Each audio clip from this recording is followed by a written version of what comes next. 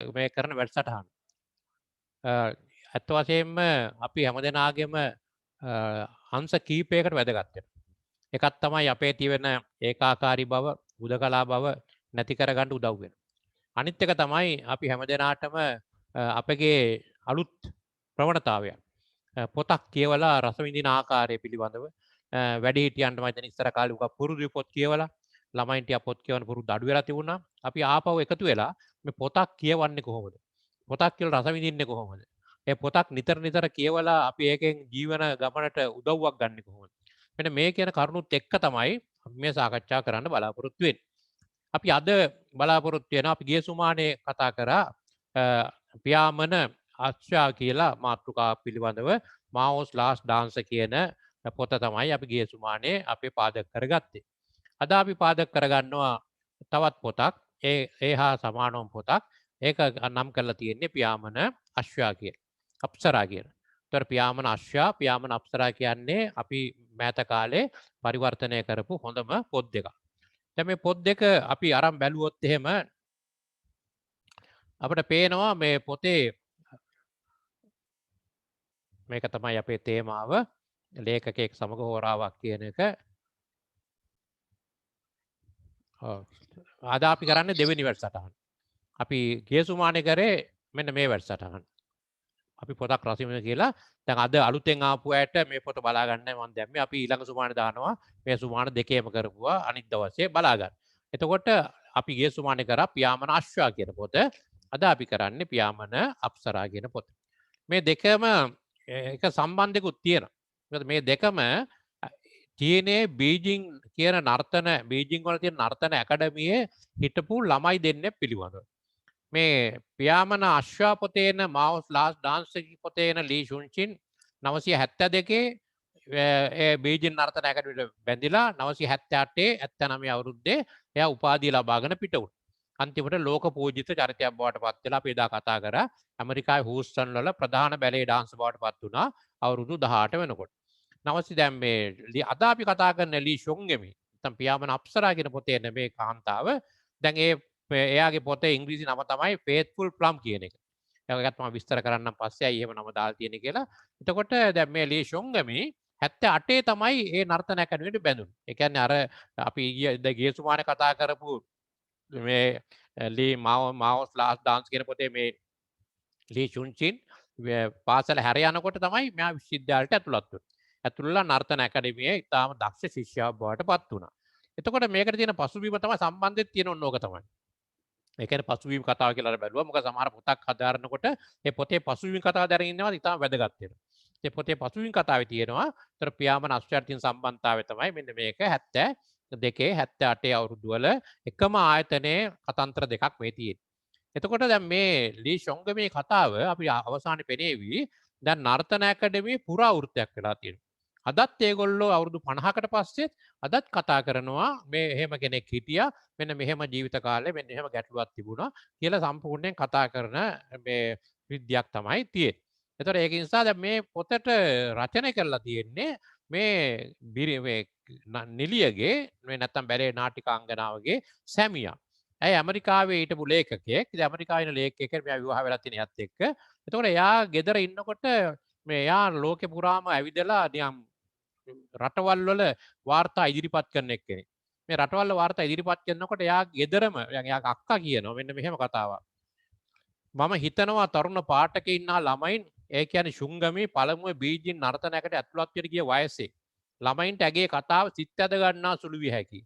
ඇයි ඔබ ඇගේ ජීවිත කතාව ලියන්නේ නැත්තේ කියා මගේ සහෝදරියෝ ජූඩි දිනක් මට කිව්වා.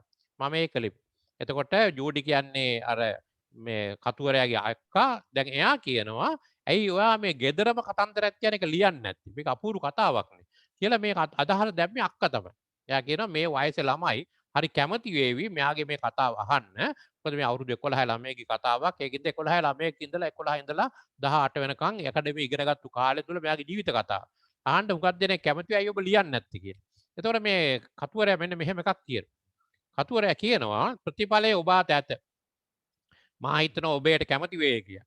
එසේම පීඩාකාරී අවස්ථාවක අවස්ථාවලදී හා අයුක්ති සහගත අවස්ථාවලදී කිසිවිට උත්සාහය අතහැර නොදාන්නට ඔබ සිත් තුළ සනිටුවම් කරගනිමි කියා ශුංගමී කල පරිදිම ඔබ තුළටම ගැඹුරින් නැබී බැලිය යුතුයි. ශුංගමී කල පරිදිම ඔබත් ඔබේ ඇතුළාන්තය ආදී ශක්තිය සොයා ගන්න. විනයගරුකව සහ දැඩි අධිෂ්ඨානයෙන් කටයුතු කර බාධක ජය ගන්න. මේ තමයි මේ රිචඩ් බර්න්ස්ටයින් කියන්නේ මේ පොතේ කතුවරයා. ෆේත්ෆුල් ප්ලම් කියන නම තමයි දාලා තියෙන්නේ. කියන්නේ විශ්වාසවන්ත නැත්නම් භක්තිමත් මිදිගෙඩියක් වගේ. කියන්නේ ප්ලම් කියන්නේ මිදිගෙඩි වගේ ගන්න. ඒ භක්තිමත් මිදිගෙඩිය වගේ අදහසක් තමයි ඒ කතාවේ දාලා තියෙන්නේ. එතකොට ලී ෂොන්ගෙමේ කියන මේ චීන නමේ අර්ථය පොඩ්ඩක් ඊට කිට්ටුවෙන් යනවා. බොහොම භක්තිමත් කීකරු කාන්තාවක් කීකරු නිකන් මේ ප්ලම්යක් කියන්නේ විදිච්ච ගෙඩියක් වගේ. ඒ වගේ මේ සුන්දර නමක් තමයි තියෙන්නේ යාට. ඒතර යා කියන මේ කතුවරයා කියනවා දැන් ප්‍රතිඵලය ඔබ ළඟ තියෙනවා මෙන්න පොත. මං හිතනවා ඔබේට කැමති වෙයි කියලා. එසේම මේ වැදගත් වෙන ওই ටික පීඩාකාරී අවාස්තවක අවස්ථාවලදී අයුක්ති සහගත අවස්ථාවලදී කිසිවිට උත්සාහයක් නොහැර අර නොවන්නට ඔබ සිත් තුළ සනිටුවම් කරගන්නේ කියලා සුංගමී කල පරිදිම ඔබ තුළටම ගැඹුරින් නැබී බැලිය යුතුයි. සුංගමී කල පරිදිම ඔබත් ඔබේ ඇතුළාන්තය ශක්තිය සොයා ගන්න. විනයගරුක සහ දැඩි අධිෂ්ඨානයෙන් කටයුතු කර බාධක ජය ගන්න. දැන් මේක හරි ලස්සන කියමනක්. ඒ කියන්නේ අපි මේ අහගෙන ඉන්න ළමයින්ට උගක් වැදගත් වෙනවා. මොකද ඒ කොහොමද අපේ ජීවිතය සකස් කරගන්නේ. දැන් අපි බලමු මේ පොතේ මොනවද අන්තර්ගතයේ තියෙන්නේ කියලා. දැන් මේ පොතේ අන්තර්ගතයේ තියෙන මහත්මම් මේ පටුන තමයි දැන් දාලා තියෙන්නේ. එතකොට මුළු පටුන පොතම අන්තර්ගතේ අපි ඉස්සෙල්ලා කතා කරලා බලමු මොනවද තියෙන්නේ කියලා. ඉස්සෙල්ලාම තියෙනවා නිවසින් නික්මීම කියලා. මම ඒක විස්තර කරන්නම් පස්සේ මේ නිවසින් නික්මීම කියන්නේ මේ ෂොංගමේ කියන ගැහැණු ළමයා අවුරුදු 11 දී කොහොමද ගෙදරින් මේ යන්න තීරණය කරේ ඈ කියන අවුරුදු 11 කියන්නේ තාම අඩු වයසක්නේ ඒ කියන්නේ අවුරුදු 11 දී අපි කතා කරලා බැලුවම මෙයා කොච්චර ලොකු වික්‍රමයක් කරලා තියෙනවද ඉටු කර ගැනීම අසීරු සිහිනයක් මෙයාට තිබුණා. ඒකට මේක ඉටු කර ගන්න අසීරු සිහිනයක්. ඊළඟට තියෙන ආහාර වර්ජනයක්. අපි බලමු ඇයි මෙයා ආහාර වර්ජනයක් කරේ. ඊළඟට අගනුවරට යෝග්‍ය ඇඳුම් ඒගොල්ලෝ කොහොමද යෝග්‍ය ඇඳුම් මහගත්තේ. දෙවෙනි සිතිවිලි යනවද නැද්ද? දෙගිඩියාව හිටපු අවස්ථාවක් තියෙනවා. අන්තිමට අතරමං වෙනවා. ප්‍රධාන චීනයේ බීජින් නගරේ අතරමං වෙච්ච සිදුවීමක් තියෙනවා. ඒකත් මේ කතාවේ තියෙනවා. ඊළඟට තියෙනවා විස්මිත අහඹු සමුවීමක් කියන්නේ සිදුවීමක් කියන්නේ අහම්බෙන් වගේ එයා බලාපොරොත්තු වෙච්ච ගෙදර මේ පොලිස් නිලධාරියෙක් මෙයා හම්බ වෙලා ආපහු ඒකේ ප්‍රශ්නේ විසඳිච්ච ආකාරය තමයි තියෙන්නේ. ඒතර මේවල තියෙනවා ඉතාම උද්වේගකර අවස්ථා ගොඩක් මේ පොතේ ඇත්ත කතාවක් මේක. ඒක තමයි මේකේ තියෙන වටිනාකම. ඊළඟට මිනුම් ගැනීම කියන්නේ එයා නර්තන ඇකඩමියට ගියාට පස්සේ එයා මයින්නවා උස මයින්නවා බර මයින්නවා. ඒ මොකද බැලේ ඩාන්සින් වල හොඳ නැද්ද කියලා තීන්දුව කරනවා. ඊළඟට අන්තිමට යන සියල්ල ගඟට කැපු ඉනිමෙන් වේද. මොකද එයාට එතන යාළුවෝ කියනවා ඔයාට මෙහෙ කවුරු හරි අඳුරන කෙනෙක් නැත්තම් තේරෙන්න විදියක් නැහැ. ඒ වගේ මෙයාව හිත අධෛර්යයක. ඉතින් එයා කල්පනා කරනවා මෙච්චර මහන්සි වෙච්ච එක අපතේ යයිද කියලා. ඒ නැටුම ඉදිරිපත් කරන ආපසු යන්නේ නැහැ කියන්නේ අන්තිම මොහොතේ අන්තිම දවසේ මේ නැටුමට ගියාම එක තප්පරයක් මෙයා පරක් වෙච්ච ගමන් කිව්වා අද දැන් නැටුම ඉවරයි කියලා. එයා කොහොම හරි දැඩිව ඉඳලා අන්තිම නැටුම ඉදිරිපත් කරන් යන්නෙම නැහැ කියලා දැඩි අදිස්ථානයකින් කතා කරලා අන්තිමට එයා ජයග්‍රහණය කරලා යාට අවස්ථාව ලැබුණා මේ කතාව ඉදිරිපත් කරන්න. ඊළඟට මේ තනපතක් බවට පත් වෙමින් කියන්නේ යාට දෙන්නේ තනපතක් වගේ රංගපාන්න කියලා. ඒ රංගපෑම කරන ආකාරය තමයි ඒක තියෙන්නේ. සොන් සහෝදරිය කියලා කියන්නේ එයා මේ බෝඩිමේ ඉන්නේ එදා ඉඳලා නිස්සේ බෝඩිමේ ඉන්නකොට ඒ බෝඩිම් මාස්ටර් නැත්නම් බෝඩිමේ හිටපු මෙයා බලාගත්තු ඒ කාන්තාව තමයි සොන් සහෝදරිය කියන්නේ. ඇයගෙත් ගැටුම් ගොඩාක් තිබුණා. ඊට පස්සේ තව අවුරුදු 6ක් විතරයි කියන්නේ මේගොල්ලෝ උදේ පුහුණුවට ගියාම ඇතිවෙච්ච වේදනාව ගැන කතාවයි. ගමේ පුහුලක් කියන්නේ මෙයාට හිනහ වෙනවා ළමයි. මොකද මෙයාට කියනවා මෙයා ගමෙන් ආපු එක්කිට ගමේ පුහුලක් කියලා හිනා වෙන මුල් කාලේ. මොකද නගරේ තමයි හුඟක් අය හිටියේ දවස්වල මේ ආයතන ඉගෙන ගත්තේ. ඊළඟට මේ අනිත් මාතෘකා ටික එයාට බැලේ පන්තිය තහනම් කරනවා. ඒ ගුරුවරිය මෙයාගේ බැලේ පන්තිය තහනම් කරනවා. මොකක් හරි යගේ වෙන කතන්දරයක් අපි ඒක පස්සේ බලමු. අයිස් පළම් කූරු කියන්නේ මේගොල්ලෝ ඇවිදින්න ගියාම අයිස් පළම් කන්න කියලා වෙච්ච කතන්දරයක්. චට් කියලා කියන්නේ අර ගුරුවරිය ලෑලි පතුරු වගේ දෙයක් තියාගෙන තට්ටු කර ගගහ තමයි චට් කියන්නේ ඇඟට වදින සද්දේ. ඔබ හරියට තාරාවියක් වගේ අර ගුරුවරිය මෙයාව අවඥාවට ලක් කරන ආකාරය. ඊළඟට මේගොල්ලෝ අවුරුද්දට ගමේ යනවා. මේ ගමේ යනකොට මෙයාට එක නගරයක ඉන්න වෙනවා පැය 12ක් විතර කෝච් කියනකම්. එතකොට එයාට ඉන්න ස්ටේෂන් එකේ ඉන්න ඉඩ දෙන්නේ නැහැ. අන්තිමට අන්ත සීතල කාලේ මෙයා පාරේ ඇවිද ඉන්නවා දවස ගත කරන්න. ඒ ඇතිවෙච්ච ඒ කාලේ ඒ වෙලාවේ ඇතිවෙච්ච අපහසුතාවය.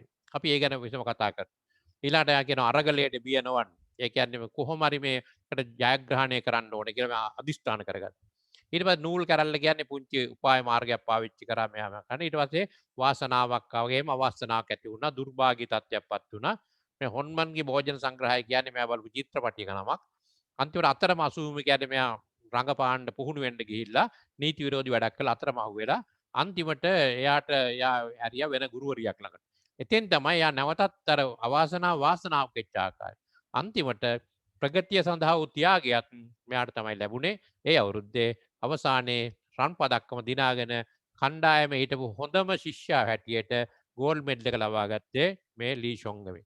ඊට පස්සේ පසුවදනක් තියෙනවා. ඊට පස්සේ යාගේ ජීවිත කාලය කොහොමද ගෙවිලා ගියේ. මෙන්න මේක තමයි පොතේ අන්තර්ගතය පිළිබඳව මේක පිටු විශාල ප්‍රමාණයක් සිංහල පොතේ පිටු යනවා 388ක් 390ක් කියන්නේ පිටු 390ක පොතක් තමයි මේ පියාඹන අප්සරා කියන පොත. දැන් ඔබට පේනවා ඒ කතන්තරයේ අන්තර්ගත කරුණු මොනවද කියලා. දැන් ඒතකොට අපිට මේකෙන් දැනගන්න පුළුවන් මේක අත්තරගත වෙච්ච දේවල් පිළිබඳව දැන් ඔබට සම්පූර්ණයෙන්ම තේරෙනවා මොනවද තිබුණේ කියලා. දැන් ඊළඟට අපි බලමු මේක එකින් එකට අරගෙන මෙයාගේ ළමා කාලය ගැන. එතකොට මේ ළමා කාලෙන් තමයි මේ කතාව පටන් ගන්නෙ. මේ ළමා කාලේ මෙයා හිටියේ මේ හිටපු ගම ටිකක් අපි බැලුවොත් එහෙම අන්තිම ඈත මේ තියෙන චීන රට අපි චීනේ අපි සිතියමක් තියෙනවා. ඔබට මේ චීන සිතියමේ මේ අන්තිම කෙළවරේ මෙන්න මේ හෙලොන්ග්යාන් කියන්නේ. හෙලොන්ග්යාන් කියන කෙළවර කියන්නේ මේ පැත්තෙන් එහා පැත්තේ මෙතන තියෙන අමූර් කියන ගංගාව. අමූර් කියන ගංගාවෙන් එහා පැත්ත සෝවියට් දේශේ. මේ අන්තිම සයිබීරියාවේ අන්තිම කෙළවර. එතකොට මෙතන ගඟේ මෙහා පැත්ත මේගොල්ලෝ හිටපු ගම චීනේ. එතකොට මේ කියන්නේ මේ ගඟේ මෙහා පැත්තට ගියාම එහා පැත්තෙන් වෙලව රුසියාව පේන්නේ. හිතාගත්ත හැකි කොහෙද ඉන්නේ කියලා අන්තිම කෙළවරේ චීනෙත් අන්තිම කෙළවරේ. ඒ කියන්නේ මෙයා චීනේ එතන ඉඳලා බීජින් නගරයට කියන්නේ ප්‍රධාන අගනුවරට තියෙනවා කිලෝමීටර් 1440ක්. එතකොට මම බැලුවා ලංකාවේ අපි යාපනයේ ඉඳලා මාතරට තියෙන්නේ කිලෝමීටර් 500යි. එතකොට 500ව 3ක්. එතකොට මෙයා තනියම මේ අපි කියන්නේ අපි යාපනයේ ඉඳලා මාතරට එනොත් කිලෝමීටර් 500යි. එතකොට මෙයා අර බෝච්වාලින් කියන ගමේ ඉන්නේ. වා කෑත ගමක් කවුරුත් ඒ නමවත් අහලා නැහැ. එතකොට අන්තිම මේ ප්‍රාන්තේ ඉඳලා බීජිං වලට එන්න කිලෝමීටර් 1440ක් එන්නට ඕන. ඉතින් ඒක අපිට පේනවා අපි හිතා ගන්න බැරි තරම් දුර ප්‍රමාණයක් තමයි මෙයා ඉඳලා හිටපු ගමේ ස්වභාවය. එතකොට මේ ගම ගැන තපුරු කතාවක් තියෙනවා. ඒ මොකද මේ ගම අන්තිම කැලයක් තිබුණේ.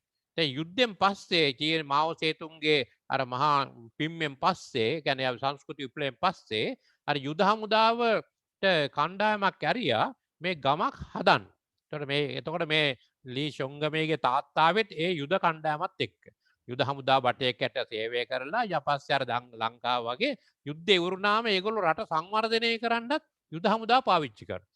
ඒ යුද හමුදාවේ බට කණ්ඩායමට කිව්වා ඔබ ගිහිල්ලා මේ ගම සංවර්ධනය කරන්න. එතකොට ඉස්සෙල්ලා පිරිමි ටික විතරයි ආවේ. එනකොට කැලේ විතරයි තිබුණේ. පස්සේ කැලේ ගස් කපලා ටෙන්ට් ගහගෙන මේගොල්ලෝ වගා කරලා මේගොල්ලෝ සම්පූර්ණයෙන් ගොවිබිම් හදලා ඊළඟට ගොඩනැගිලි හදලා ගෙවල් හදලා අවුරුදු ගානකට පස්සේ තමයි මේගොල්ලෝ තමන්ගේ ගමට භාර්යාවන් එක්කාවේ. කාන්තාවෙක් ආවේ අවුරුදු ගානකට පස්සේ. එතකොට ඒ ගම සංවර්ධනය කරේ හමුදාව. තර අන්න එහෙම ගමක් වෙක. ඉස්සෙල්ලා කිව්වේ මහා වනාන්තරය කියලා, උතුරු වනාන්තරය කියලා. උතුරු වනාන්තරේ බෝච්වා ලින් කියන්නේ නිකන් ඇද හැරෙන දියහැල්ල කියන වගේ ලස්සන ගමක්. ඒ කියන්නේ උගාක් අහද්ද කැලේ. එතකොට ඒ ගම ගැන වුණ පොඩි විස්තරයක් අපි කියලා බැලුවොත් එහෙම අපිට හිතාගත හැකි මේ ගම කොච්චර අසීරු ගමක්ද කියලා. මම පොඩ්ඩක් කියවන්නම් පොතේම තියෙන විදිහට. එයා කියනවා බෝච්වා ලින් යනු චීනයේදී දුරස්ථ මහා අප්‍රසිද්ධම ඈත වූ දුෂ්කර ගම්මානයක් විය. එය පිහිටා තිබුණේ රුසියාවේ සයිබීරියා හා චීනයේ හිලෝන්ජියාම් පළාත අතර තෙරපෙන මායින් ගමක් ලෙසය. ඒතර මායින් ගමක් කියන්නේ අපි අර මායින් ගම්මාන කියන්නේ අර පැත්තෙන් රුසියාව මේ පැත්තෙන් චීනේ. ඒතර හිලෝන්ජියාම් කියන ගමේ මේ නගරේ අන්තිම ප්‍රාන්තයේ අන්තිම ගම. එතකොට ගිම්හාන කාලයේදී ගිනිගෙන දැවෙන උණුසුමද. ඒතර ගිම්හාන කාලයේ ගිනිගෙන දැවෙන උණුසුමද. සීත කාලයේ අයිස් මිදෙන සීතලෙන්ද. වසන්තා සරත් ඍතුවලදී තදබල සුළඟින්ද බැටකන ගම්මානයේ කිමේ. හිතාගත හැකි ගම්මානයේ ස්වභාවය. ඒ කියන්නේ ගිම්හාන කාලේ පිච්චෙන උණුසුමක් තියෙන. සීත කාලේට අයිස් මිදෙන සීතලක් තියෙන. වසන්තා සරත් ඍතුවලදී තදබල සුළඟක් තියෙන. එතකොට තදබල සුළඟින් මේගොල්ලෝ බැටකන. ඉතින් මෙන්න මෙහෙම ගම්මානයක තමයි මේගොල්ලෝ ජීවත් වුනේ.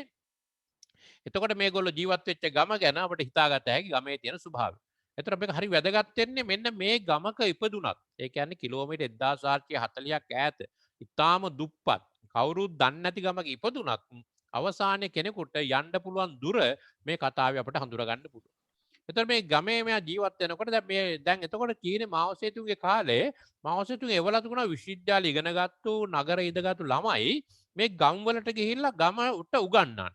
ගම දියුණු කරන්න කියලා මාව සේතුන් ඒවලා තිබුණා. දැන් මෙයා හිටපු ගමට ආවා මේ එක නර්තනයේ උගන්වන්න ගුරුවරියක්. පොඩි ළමයෙක් ආවා. එයා තමයි මේ හවස පන්තියක් තිබුණේ. මෙයා උදේට ඉස්කෝලේ යනවා. හවසට ගිහිල්ලා අර නර්තන පුහුණු වෙනවා. අනේ එහෙම නර්තන පුහුණු වෙමින් ඉන්න කාලේ තමයි දැනගන්න හම්බුනේ එක දවසක් එයාගේ අක්කත් ඉගෙනගෙන ඉඳලා ටිකක් දුර අක්කා නගරයේ තියෙන කාර්යාලයක වැඩ කරේ. ඉතින් කාර්යාලයට පත්තරයක් එවිලා තිබුණා. ඒකට පත්තරේ තියෙනවා දැන් අවුරුදු 11 වයසේ ළමයි තෝරා ගැනීමක් කරනවා බීජින් නර්තන ඇකඩමියට. ඒක විවෘත පරීක්ෂණයක් තියලා තෝරගන්න කියලා මේක අක්කා දැක්කා. අක්කා ගෙදර ඇවිල්ලා නිකමට වගේ කිව්වා මෙන්න මෙහෙම කතන්දරයක් මම පත්තරේ දැක්කයි කියලා.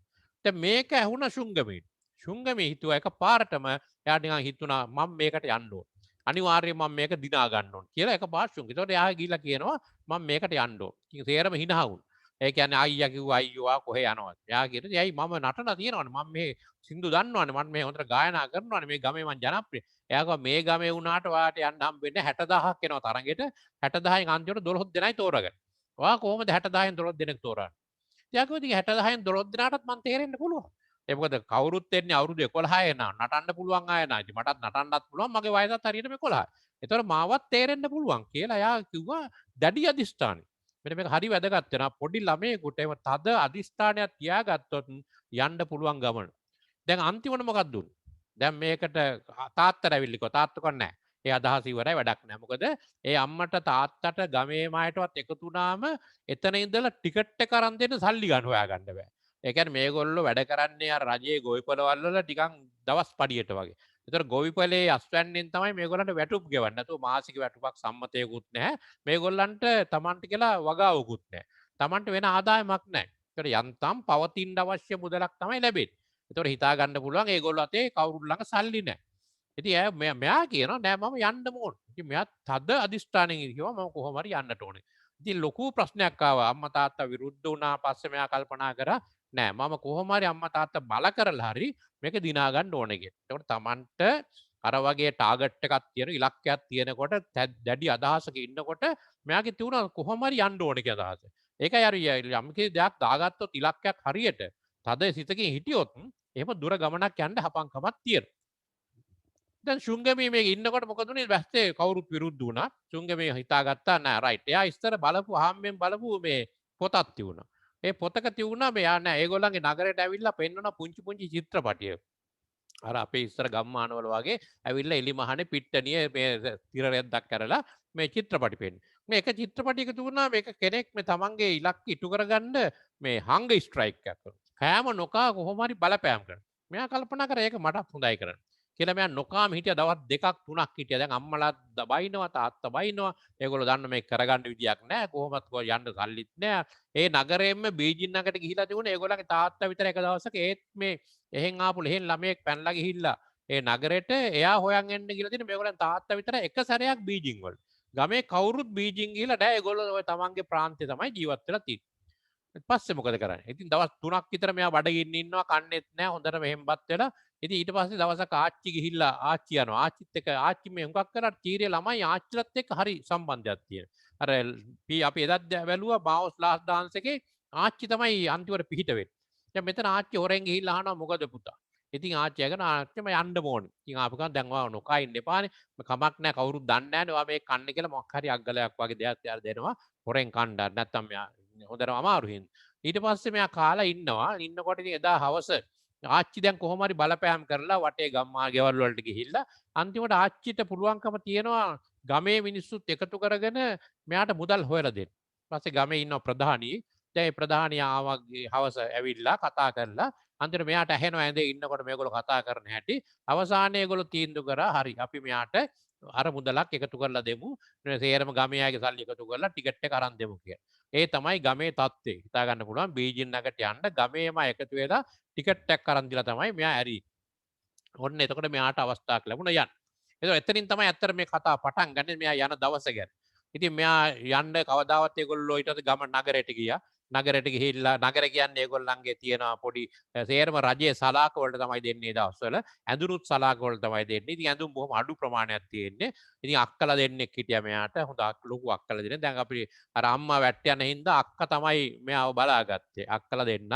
අක්කලා ඉස්කෝලේ ගියා. ලොකු අක්කත් හරි දක්ෂයි. මෙයා වගේම නර්තනෙන් දක්ෂයි. ඒ වුණාට නංගිලා බලා ගන්න ඕන හින්දා එයාගේ ඒ දක්ෂතාවයෙන් ප්‍රයෝජන ගන්න හම්බුන්නේ නැහැ. ඒ වුණාට එයාට අන්තිමට කාර්යාලයක රස්සාවක් හම්බුණා. ඒක නිසා ඒගොල්ලන් පොඩ්ඩක් ඔරොත් දෙන්න පුළුවන්කම තිබුණා. ඊපස්සේ අක්කලත් එක්ක ගිහිල්ලා මේ ඇඳුමක් මහ ගන්නවා. ඇඳුමක් මහගෙන ඇවිල්ලා දැන් මේ අක්කා තමයි එක්ක යන්නේ. දැන් ඉතින් උදෙත් දැන් තාත්තටයි අම්මටයි මෙයාව ඇරලන්න විදියක් නැහැ. මොකද ඒගොල්ලෝ හරියට අර සංගුව පිබිනකොට ගමේ අපේ වතු වලයි වැට්ට යනවා වගේ මේගොල්ලෝ මොන වැඩේ තිබුණත් උදේට යන්න ඕන. ඒතර මෙයා මේ බීජිං යනවා කියලා කවුරුත් නැහැ. හැබැයි අක්කත් එක්ක තමයි ගියේ. අක්කත් එක්ක ගිහිල්ලා මෙයා බස් එක නැගලා දැන් මේ බස් එකත් එක්ක මේ අවුරුදු 11 දී මෙයාට යන්න දුර ගමනක්. එතකොට මේ දුර ගමන කොච්චරද කියලා කිව්වොත් මේ ගමේ සහකර කිලෝමීටර් 1440ක්. ඒතර එක දිගට පැය 12ක් දුම්රියේ ඉන්නවා. ඒ කියන්නේ සාමාන්‍යයෙන් රෑ දෙකක් එළි වෙනකම්ම දුම්රියේ යනවා. ඊට පස්සේ දවල්ට දවස් 3ක් වරු 3ක් බස් එක යන තියෙනවා. ඒතර හිතා ගන්න පුළුවන් දුර ප්‍රමාණය. ඒතකොට මෙයා දැන් තනියම යන්නේ. මෙයාට අර හිව්පින් කියන ගමට ආම ඒ ගමේ ඉඳලා නගරයට යන පිරිමි ළමෙක් මේගොල්ලෝ සම්බන්ධ කරලා තිබුණා. මෙයාව බීජිං වලට ඇරලා.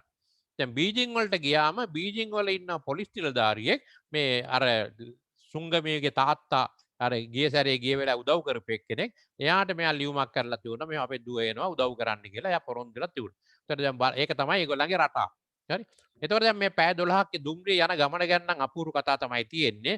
ඒකෙන් හිතා ගන්න පුළුවන් මේ 1970 ගණන් වල චීනේ ඒ වගේ ඈත ගම්මානයක දුම්රියක ස්වභාවය. මිනිස්සු සුරේ කාලා එන්නේ. ඒ කියන්නේ මිනිස්සු හොඳටම පිරීලා. ඒක රෑ එළි වෙනකන් යනකොට මේගොල්ලෝ යන්න වැසිකිලියක් නැහැ. තමයි තියෙන එකට යන්න බෑ වීසි වෙනවා. එහෙට යනවා මෙහෙට යනවා ගැස්සි එන්නේ. ඉතින් පුංචි ළමයිත් එක්ක අම්මලා එන්නේ. ඒ පුංචි ළමයි ඒකම තමයි මුත්‍රා කරන්නේ. ඉතින් සමහරලාට ගන්ධස්සාරේ ඉන්න බෑ. ඉතින් ඒත් එක්ක තමයි මේගොල්ලෝ මේ පැය 12 ගමන යන්නේ. ඒත් හිතා ගන්න පුළුවන් ඔයගොල්ලන්ට ළමයින්ට අවුරුදු 11ක දුවක් තනියම මේ ගමන ගියේ කොහොමද කියලා. ඉතින් එතකොට අපිට හිතන්න පුළුවන් කොච්චර ධෛර්යයක් තියෙනවා. චිත්ත ධෛර්යයක් තියෙනවා.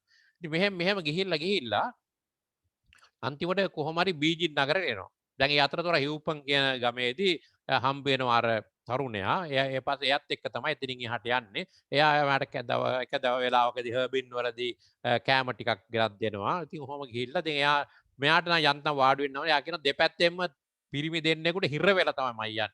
එහෙට ඇරෙන්නත් බෑ මෙහෙට ඇරෙන්නත් බෑ. ඒ මිනිස්සුත් කාර කෙල ගහනවා එහෙට කෙල ගහනවා මෙහෙට ගහනවා. අර ඇනවුන්ස්මන්ට් දීලා තියෙනවා මේ කාර්ලා කෙල ගහන්න එපයි කියලා. උදේ නැගිට්ටම හැමදාම අහන්නේ කියන්නේ ඇනවුන්ස්මන්ට් දෙනවා අපේ නගර රට ලස්සන කරගන්නම් මේ කෙල ගහන්න එපයි කියලා. ඒත් තියෙද්දිත් මේගොල්ලෝ කෙල ගහනවා. ඉතින් එහෙම හිතා ගන්න පුළුවන්. එතකොට මෙයා තෙරපිලා යනවා. ඉතින් අන්තිමට එක තැනකදී යාට හරිම අමාරු. පස්සේ එයා එහෙමම ලිස්සලා වගේ ගිහිල්ලා අර ෂීට් එක යට නිදා ගන්න. ෂීට් එකට නිදා ගන්නවා කියන්නේ අර ගන්ධස්සාරත් එක්ක තමයි මෙයා සේරම නිදාගන්නේ. ඒක කොහොම හරි අපි ගමන ගියයි කියමු. දැන් ගමන ගිහිල්ලා බීජිං නගරයට ආවා. බීජිං නගරයට ආවට පස්සේ ලොකු ප්‍රශ්නයක් ආවා. ඒ මොකද විශාල මේ දුම්රිය ස්ථානයක්. ඒක ඇනවුන්ස්මන්ට් දෙනවා මොනවත් ඇහෙන්නේ නැහැ. අර වාසනාවට අර පිරිමි ළමයාගේ අම්මා ඇවිල්ලා හිටියා. එයාව එක්ක යන්න. දැන් මෙතන ඉන්නවා දැන් මෙයාට යන්න විදියකුත් නැහැ. එයා එක්ක යන්න පොලිස් නිලධාරියා ආවෙත් නැහැ. දැන් මෙයා බලන් ඉඳලා අන්තිම වෙනකොට අර එයා කියනවා එහෙනම් දුව මේ අද නම් එයා එන්නේ කන්නේ මොකක් හරි ප්‍රශ්නයක් වෙලා ඇති අපේ ගෙදර යන් කියලා. යන වාසනාවට අර ළමයා හිටියේ පස්සේ ඒගොල්ලන්ගේ අම්මලා ගෙදර ගියා. දැන් එහෙ ගිහිල්ලා දැන් මෙයා කල්පනා කරන දැන් මොකද කරන්නේ? එයා අක්කට ලියුමක් ලියන.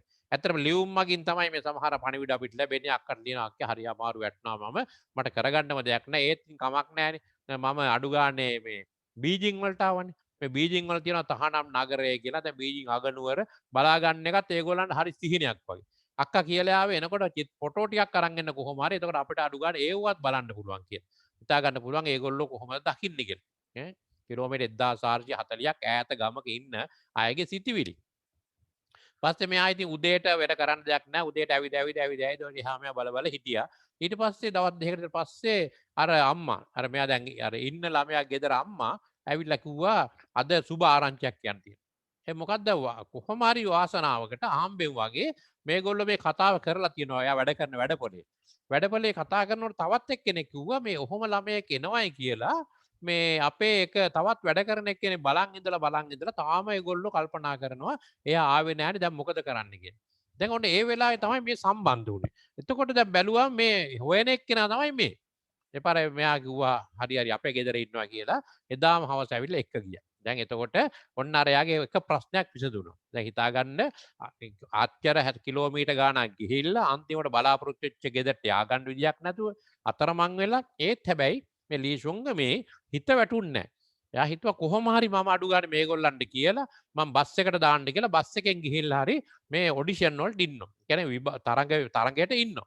මේ කිය අදිස්ථානෙන් තමයි හිටියේ. එයා වැටුන්නේ නැහැ. අනේ අපොයි කියලා අඬන්න පටන් ගත්තේ නැහැ. ඊට පස්සේ කොහොම හරි අර ඊට පස්සේ අර පොලිස් නිලධාරියෙක් ගෙදර තමයි එතනින් පස්සේ හිටියේ. ඒ පොලිස් නිලධාරියා මොටර් සයිකලේ ඇවිල්ලා මෙයාව එක්ක යන විදිය ඒ නගරේ පෙන්නන ඒවා සාර විස්තර හොඳට තියෙනවා. ඊට පස්සේ ඒ ගමේ එයාගේ බිරිඳ දාමා කියලා කියන්නේ දාමා කියන්නේ ලොකු අම්මා කියන වගේ වචනයක්. ඒ දාමා මෙයාට හරි ආදරේ. ඉතින් මෙයා ගියාම මෙයා හොඳට හොදලා සුද්ධ බුද්ධ කරලා ඊට පස්සේ මෙයාව ලෑස්ති කරලා ගුවා දුව මෙහෙ ඉන්න අපි මෙයා ඔය තරගෙට එක්ක යන්න. හැමදාම උදේට දැන් ඊට පහුවෙන් දවස් දෙකකට පස්සේ තරගෙට මුල්ම දවසේ යනවා. ඉතින් එක්ක යනවා මෙයාව බීජිං ඇකඩමියට. ඒ බීජිං ඇකඩමියට ගියාම දැන් වෙන අනිත් අයට සේරම ආච්චිලා සීයලා සේරමත් එක්ක දැන් මෙයා තනියම යන්නේ. අනිත් අය සේරම ඇවිල්ලා තියෙනවා. මෙයා දැන් තනියම යන්නේ. තනියම ගිහිල්ලා එතකොට දැන් මෙයා තනියම ගිහිල්ලා මේ තනියම තරඟට පෙන්නේ මුල් දවසේ ගියාම දිග පොලිමක් තියෙනවා. ඉතින් ඒගොල්ලෝ මේ පොලිම හදන හැටි අපේ වගේම තමයි. ඒ පොලින් සකස් කරගෙන ඊට පස්සේ ඇවිල්ලා කොහොම හරි අන්තිමට මුල්ම දවසේ පරීක්ෂණයේ මෙයාව තේරෙනවා. එතකොට මෙහෙම බලුවම 7ක් තියෙනවා. මුල්ම දවසේ හිටියා 20000ක් විතර. ඒ 20000ක් විතර ඉන්න එකෙන් ඊට පස්සේ ඒක අඩු වුණා ඊළඟ දවසේ 10000කට විතර. මුල් දවස්වල කරන්නේ උස බර මයින් එක ඊළඟට කකුල් එහෙට උස්සනවා මෙහෙට උස්සනවා මේ වලින්ම සමහරු අයින් කළා දානවා.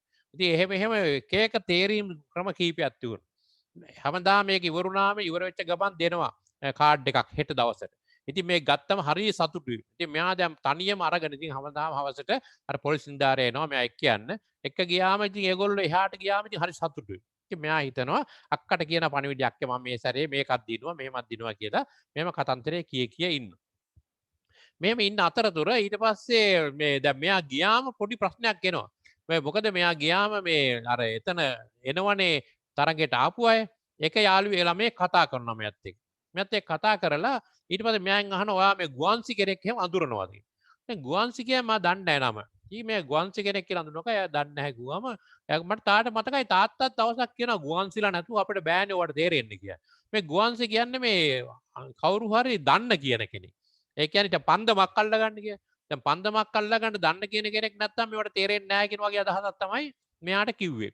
ඉතින් මෙයා කල්පනා කරනවා අපරාධෙනේ මම මෙච්චර ආවේ. එහෙමත් වෙයිද කියලා ඉතින් යා ගිහලා තා මේ අර පොලිස් නිලධාරියට කියනවා.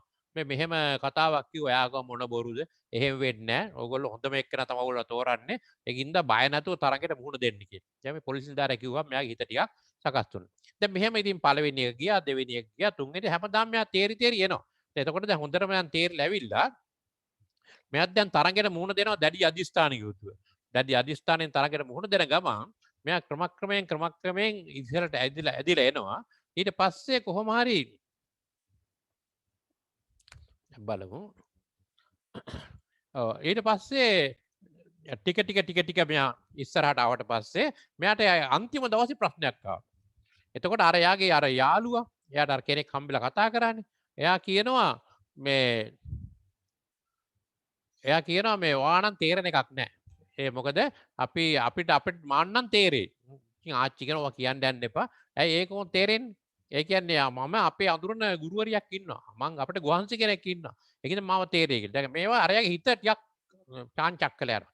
හැබැයි ඒත් යා ගිහිලා අහුවා පොලිස් නිලධාරියෙක් අයව එන්න බෑ. වා ගිහිල්ලා අදිෂ්ඨානෙ දෙන්න. අදිෂ්ඨානෙ වැඩ කරන්න. අතහැර යන්න එපා වැඩේට කියලා. මෙයා ගිහිල්ලා ඊට පහුවෙන් අන්තිම එක. අන්තිම දවස් තමයි ලොකුම ප්‍රශ්නේ ආවේ. ඒ කියන්නේ 7 වෙනි දවසේ. 7 වෙනකන් තීරලා ගියා. එතකොට දැන් අන්තිම 12 දෙනා තෝරන දවස. එදා කරන්නේ තරඟට ගියාම එකපාරට වාදනයක් කරනවා. වාදනය කරනකොට ෂණිකවම ඒ වාදනයට අනුව රඟපාන්න ඕන. එකපාරට නැටුමක් කරන්න ඕන. ඉතින් මෙයා දැන් ගිහිල්ලා හොඳ සූදානම් වෙලා මෙයාගේ සූදානම් වෙච්ච ගැටුම දැන් එදා දෙන්නේ අහඹු මාතෘකාව. දැන් මෙයාට ගියා එකපාරටම ගියා මෙයාට දුන්නා තනපතක් වගේ වෙන්න කියලා. දැන් තනපතක් වගේ නිකන් මෙයා ටිකක් කල්පනා කර කොහොමද කියලා. ඒ කල්පනා කරනකොටම අර එයා සංගීත වාදනය කරලා නැවැත්තුවා. දැන් එතකොට ඉවරයි. දැන් එතකොට එයා කිව්වා දැන් අර පරීක්ෂක මණ්ඩලය කිව්වා ඔයාගේ වෙලා ඉවරයි යන්න කියලා. දැන් ලොකු ප්‍රශ්නයක් ඉතින් එයා දැන් මෙච්චර දුර ඇවිල්ලා දැන් මේ රඟපාන්නත් ඉස්සෙල්ලා අත්හැරලා දානවා. ඉතින් එයා කිව්වා මම තාම නැටුවේ නෑනේ. දැන් කරන්න දෙයක් නෑ. අපි වෙලාවක් දුන්නාට අපි කලින්ම කිව්වා ඇනවුස්මන්ට් එක දෙනකොටම නටන්න ඕනේ කියලා. එයා කිව්වා ඉතින් මම මගේ වැරද්දක් නෑනේ මේ එකපාරට මෙයා පටන් ගන්න නැවැත්තුවනේ. මම මේ හිතන්න පටන් ගත්තා විතර. ඔය කරන්න දෙයක් නෑ. ඊට පස්සේ යන්න කිව්වා. දැන් මෙයා ටිකක් යන්නත් හදලා අයෙත් අඩියක් පස්සට තිබ්බා. තියලා කල්පනා කර මාව සේතුන්ගේ කාලේ මාව සේතුන් ගිහලා තියෙනවා මේ තරංගයක් සටනක් නොදී යන්න එපා. අතහරින්න එපා වැඩේ කියලා මාවගේ කියවනක් තියුණා. හැකිතරම් වෙහෙසිලා උත්සාහ කරන්න විප්ලවය වෙනුවෙන් සටන් කරන්න. මෙන්න මේ වගේ සටනක් දෙන්න කියන අදහසක් මෙයා පොඩි කාලේ මෙයාත් ළමයින්ට ගමේ කියලා තියෙනවා. දැන් මේ මාවගේ සිතිවිල්ල ඔලුවට ආවා. සටනක් දෙන්න නැතුව නම් යන්නේ නැහැ කියලා තදින් හිටියා. ඉතින් අවුරුදු 11ක ළමයි මෙහෙම කිව්වා මුළු ඒ මණ්ඩලයේම හෙලවිලා ගියා. සාමාන්‍ය චීන එහෙම කියන්නේ නැහැ ළමයි. චීන කියන්නේ බොහොම බය අඩු රටක්. ඒ කවුරුවත් එහෙම යටපත් වෙන්නේ ය මේ ඔළුව උස්සලා මුකුත් කතා කරන්නේ නැතරලා මෙයා කිව්වා ෂොක් වෙලා වගේ. පස්සේ එතන ඉතින් ප්‍රධානියා මෙයා කිව්වා මම දවස් 3ක් රෑ එළි වෙනකන් කෝච්චි වල දවස් 3ක් බස් එකේ ඇවිල්ලා මෙච්චර දුර ඉඳලා ආවේ නටන්න නැතුව නම් යන්නේ. මම තේරුම් නැතුවර කමන්න නටන්න ඕන. ඒ පාර අර ප්‍රධානියා කිව්වා දවස් 3ක් කොහෙද කොච්චර දුර ඉඳලා එයා කිව්වට දන්නේ නැහැ මං ආවේ හුල මේ හුඟක් හර්බජාන් කියලා ඒ වගේ නගරක ඉඳලා. ඒ කියන්නේ එයා කිව්වා ඒ නගරේ කිය නම කිව්වම ආ කිව්වා එතන ඒ කොහෙද තියෙන්නේ කියලා. ඊට ඒ විස්තරය යවුවම එයා දිගින් දිගට කරනවා. ඒ බලනකොට මේ කියන ප්‍රධානියා එහෙට ගිහින් තියෙනවා. ඊට පස්සේ එයා කියනවා එපාර අහනවා කොහෙද ගම? ඒතර කියනවා ගම කිව්වට තේරෙන්නේ දන්නේ නැහැ ඕගොල්ලෝ ඒවට කියලා. පස්සේ කියනවා කොහෙද ගම කියන්නේ? ඒතර ගම කියනවා. ඒතර අරයට හරි හිත නිකන් සතුටු වෙනවා අර පරීක්ෂක මණ්ඩලෙ හිටපු එක්කෙනා. එයා කියනවා ඔව් මම ඒකට ගමට ගිහින් තියෙනවානේ. ඒ ගමට ගිහින් තියෙනවා කියලා මෙයාට හරිම සතුටක් ඇති වෙනවා. ඒ සතුටක් ඇති වෙලා ඊට පස්සේ කියනවා හරි මම එක අවස්ථාවක් දෙන්නම් කියලා එයා අවස්ථාවක් දෙනවා තව එක සැරයක් රඟපාන්න කියලා. ඒතකොට එතන හිටපු අනිත් අය විරුද්ධ වෙනවා. හැබැයි එයා කියනවා නෑ රඟපාන්න අවස්ථාවක් දෙන්නම් කියලා. ඒ අවස්ථාවේත් මම ඉදිරියට එකපාරට තනපතක් කරන්න කියලා. ඒ කියනකොට මේ තියෙන්නේ හෙලොන්ජියාන් වල කොයි හරිය. ඒ කියන්නේ හොඳයි ඒ තියෙන්නේ කොහෙද? අපි බලමු මේ කතාව. සුංගමී හාබින් නගර සහ බීජිංවල පැමිණ එම නගර දුටුපත් සහ තියුන්වාන් වැනි තැනැත්තන් තමාවේ කොහේසිට ඇසූ කල්ලි බෝච්චුවාන් ලින් යනු කුඩා පෙදෙසක් බවට කිසිවකුවේ ගම ගැන අසාවත් නැති බවට දැනුනි. හොඳයි ඒ තියෙන්නේ කොහෙද? ජියා ඇසුවේ. ඒ තියෙන්නේ හෙලොන්ජියාන් වල. සුංගමී කිව්වාය. උපාධ්‍යක්ෂක ජියා ඇගේ පළාත ගැන අසා ඇති බව ඈ දැන සිටියාය. ලෝකයේ තිබෙන සමහර මධ්‍ය ප්‍රමාණ රටවල් වල විශාල පළාතකි. හෙලොන්ජියාන් වල කොයි හරියේද? ජියාමුසි දිස්ත්‍රික්කයේ. ජියාමුසි දිස්ත්‍රික්කයේ කොහෙද? ලුෝබි කවුන්ටියේ. ලුෝබි කවුන්ටිය කොහෙද? ඒ කුඩා පෙදෙසක්. ඔබ කිසිදාක අසා නැති විය හැකි. ලුෝබි කවුන්ටිය කොහෙද? ඒක හඳුන්වන්නේ බෝච්චුවාලින් කියලා. සුංගමී කීවාය. ඒක ඉතා කුඩා ගමක්. ඔබ කිසිදාක කියනකොට කියනවා බෝච්චුවාලින්. පුදුමයට මෙන් බෝච්චුවාලින් අඳුන විට ඔහුගේ මූණේ ස්වභාවය දීප්තිමත්ය. එක්වරම වගේ ඔහු තුල සතුටක් ජන්ඩු බවුනි. දැන් ඒ ගමේ නම ඇහුනම අර උපාධ්‍යක්ෂකට සතුටක් ඇති. මොකද එයාට මතකයි මේ ගම. එයා මේ ගමට ගිහින් තියෙන. ඒක රජයේ ගෝපලක් කියලා විස්තර කරනවා. මෙයා ඒ පාර විස්තරය කිව්වට පස්සේ රඟපාන්න කියන. රඟපාන්න කිව්වම ඊළඟ අවස්ථාවේ අතහැරියේ නෑ. ඒ අවස්ථාවේ අර ශබ්ද සංගීත එනකොටම මෙයා රඟපාන්න පටන් ගත්තා. මම සියල්ලම අමතක කරලා දාලා රඟපෑවා. රඟපාලි වුණා මුළු බලන් හිටපු අයටත් පුදුම ඇති වුණා. කිව්වා හරි. දැන් ඕගොල්ලෝ එළියට ගිහිල්ලා එන්න. හෙට උදේ ඇවිල්ලා බලන්න තමන්ගේ නම තියෙනවද කියලා. තියුණොත් ඔබ තේරෙනවා. නැත්නම් තේරෙන්නේ නැහැ කියලා යවුවා. එතකොට දැන් මෙතනත් අර එයාගේ තියුණු දැඩි අදිෂ්ඨාන තදබල විශ්වාසය නිසා තරඟට මුහුණ දීලා අන්තිමට ජයග්‍රහණය කළා. ඊට පස්සේ උදේ ඇවිල්ලා බලනකොට මෙයාගේ නම තියෙනවා. ඉතින් එතකොට අර කියනවා 20000ක් විතර කණ්ඩායමකින් 12 දෙනෙක් තේරෙනකොට ලී ෂුංගමිත් ඒකට තියලා තියුණා. බලන්න මේ අවස්ථාව අතහරින්න නැතුව ඉලක්කයකට කාගර ඉන්නකොට තියෙන අවස්ථාව. ඒතර මෙයාව හිත හොඳට පහත වැටලා තිබුණේ මොකද ගුවන්සි කෙනෙක් නැහැ. ඊළඟට අනිත් අය ෂැන්හයි ඊළඟට ඒ වගේ ප්‍රධාන නගර වලින් ඇවිල්ලා තියෙන්නේ. සේරම අම්මලා තාත්තලා ආච්චිලා සීරත් එක්ක ඇවිල්ලා තියෙන්නේ. මෙයා කවුරුත් නැතුව තනියම ඇවිල්ලා තනියම මේ ඔඩිෂන් වලට ඉඳලා ඔඩිෂන් 7කට ඉඳලා 7 වෙනිකට තේරලා අන්තිමට ජයග්‍රහණය කරනවා. අන්තිම ශිෂ්‍යත්වයක් හම් වෙනවා ඒ නර්තන ඇකඩමි ඉගෙන ගන්න. මේ තමයි ශුංගමී මේ නර්තන ඇකඩමි බැඳිච්ච ආකාරය. දැන් ඔබට හිතන්න පුළුවන් මේ කතාව කොච්චර වටිනවද? අපේ රටේ අපි කියමු අවුරුදු 11ක දුවක් අපි අරිනවද අල්ලපු කඩේටවත්. දැන් අල්ලපු කඩේටවත් යවන්නේ නැහැ. ඒ වුණාට මෙහෙම නෙවෙයි. කොහොම හරි මේගොල්ලන්ගේ තියෙන දැඩිකම්. දැන් මේකේ තියෙන එක පැත්තකින් මේ ආර්මයේ ශක්තියක්. ආච්චි කියනවා මෙයාට පුතේ ඔයාගේ අම්මත් ඔයා වගේම තමයි. හරිම මුරණ්ඩුයි. ඔයයි ඔයාගේ අක්කයි අයි නංගී දෙන්න. අක්කලා දෙන්න. අරගෙන කිලෝමීටර් 800ක් විතර අම්මා තනියම නගරයට ආවා. දැන් අයට හිතා ගන්න බෑ. ඒ කියන්නේ තාත්තා දැන් මේ නගරේ මේ ගම හදලා ගෙවල් හදලා දැන් අම්මව එක්ක යන්න අවුරුද්දක් විතර යනවනේ ගිහිල්ලා එන්න. ඒ අතරතුර අම්මා කියලා දෙනවා නෑ මම යන්න ඕනේ මගේ මහත්තයා ඉන්න තැනට. අයින් ආච්චියි සීයයි දෙන්න විරුද්ධ වෙලා තියෙනවා. මේ යන්න බෑ. කොහෙ යන්නද? ඒ වුණාට එයා අන්තිමට අර කදක් හදලා. ඒ කදේ පැත්තේ දෙකත් අර මාළු කදවල තියෙන. මාළු කදේ දෙපැත්තේ වගේ ළමයි දෙන්න තියාගෙන තනියම අර අම්මා මේ ළමයි දෙන්නත් අරන් මේ කිලෝමීටර් ගාන ඇවිල්ලා අන්තිමට මාස 3ක් ඇවිදලා තියෙනවා. මාස 3ක්. අම්මලා හිතලා තියෙන ළමයා මැරෙයි කියලා අතරමඟදී. ඒ කියන්නේ මාස 3ක් යන්නේ කොහොමද? අල්ලිත් නැහැ. අතරමඟ හොරු ඉන්නවා, මංකොල්ලකාරු ඉන්නවා, මිනිමාරු ඒගොල්ලන්ටත් අහු වෙන්න පුළුවන්. කොහොම හරි මේ අම්මා දැඩි හිතක් ඇතුව මේ ළමයි දෙන්නත් තරම් මාස 3ක් ඇතුළත ආවා මේ බෝචුවාලින් කියන ෂොන්ඩොන් කියන කලාපේ ඉඳලා බෝචුවාලින්ට විශාල දුර ප්‍රමාණයක්. ඇවිල්ලා තමයි ලියුමක් ඇරිය අම්මේ මම ආවයි කියලා. ඉතින් ආච්චි කිව්වා මගේ අම්මත් ඔහම තමයි. හරිම දැඩි සිතක් තියෙනවා. අද ඕන දුකක් විඳින්න පුළුවන්. දැන් ඒ ආරෙන් ආපු දැඩිකම අනිවාර්යයෙන්ම ශුංගමීගේ චරිතෙත් පේනවා. ඉතින් අම්මලා එඩිතරවකම දුවලට ගිහිල්ලා තියෙන ආකාරය.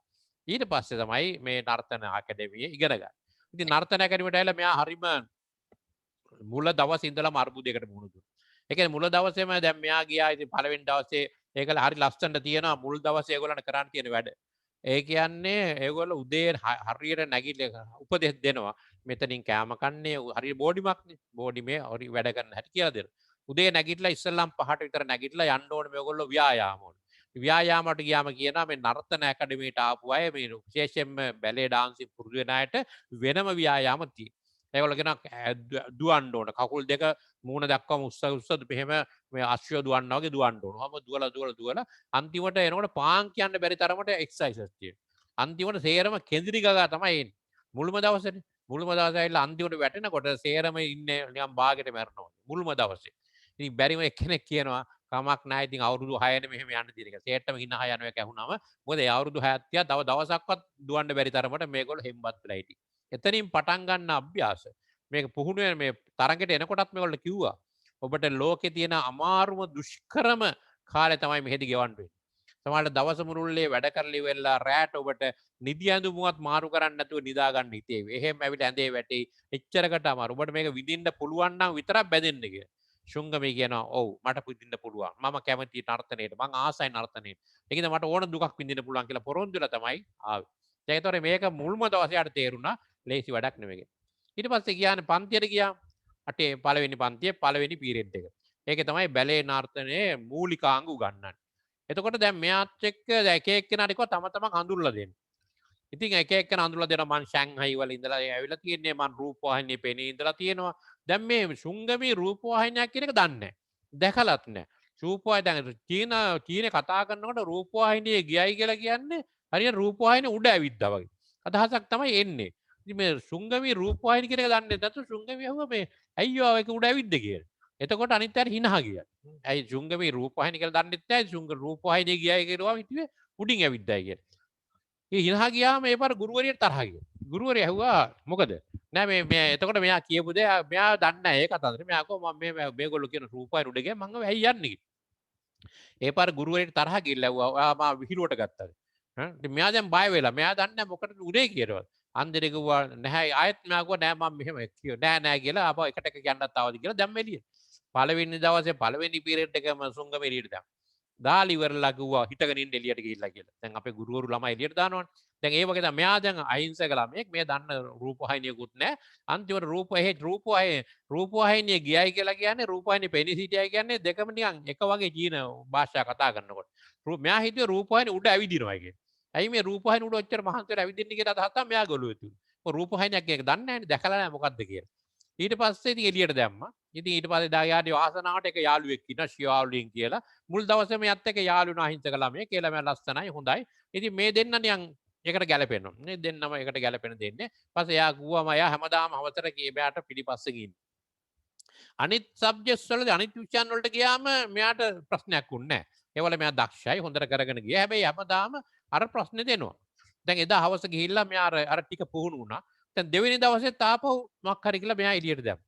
ඒතකොට දැන් මෙයා හැමදාම ගුරුවරියේ ළමයා එළියට දානවා. හේතුවක් කියන්නෙත් නැහැ.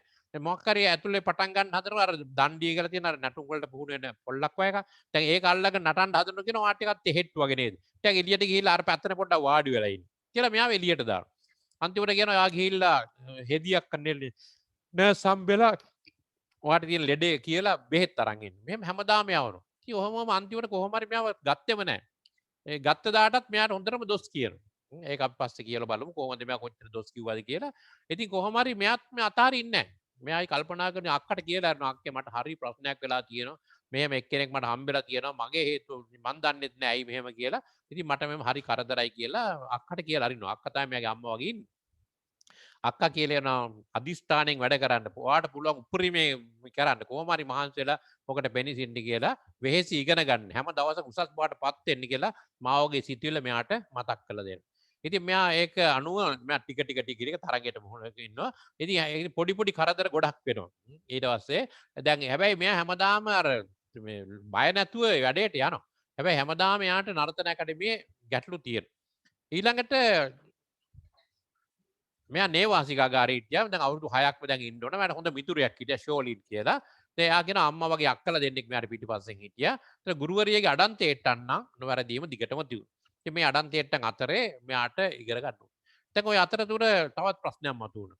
ඒ කියන්නේ දැන් මෙයා ඉන්නවා මේ ෂොන් කියලා ෂොන් සහෝදරිය කියන්නේ ෂොන් කියන්නේ ඒගොල්ලන්ගේ හොස්ටල් එක බලා ගන්න මේට්‍රන්.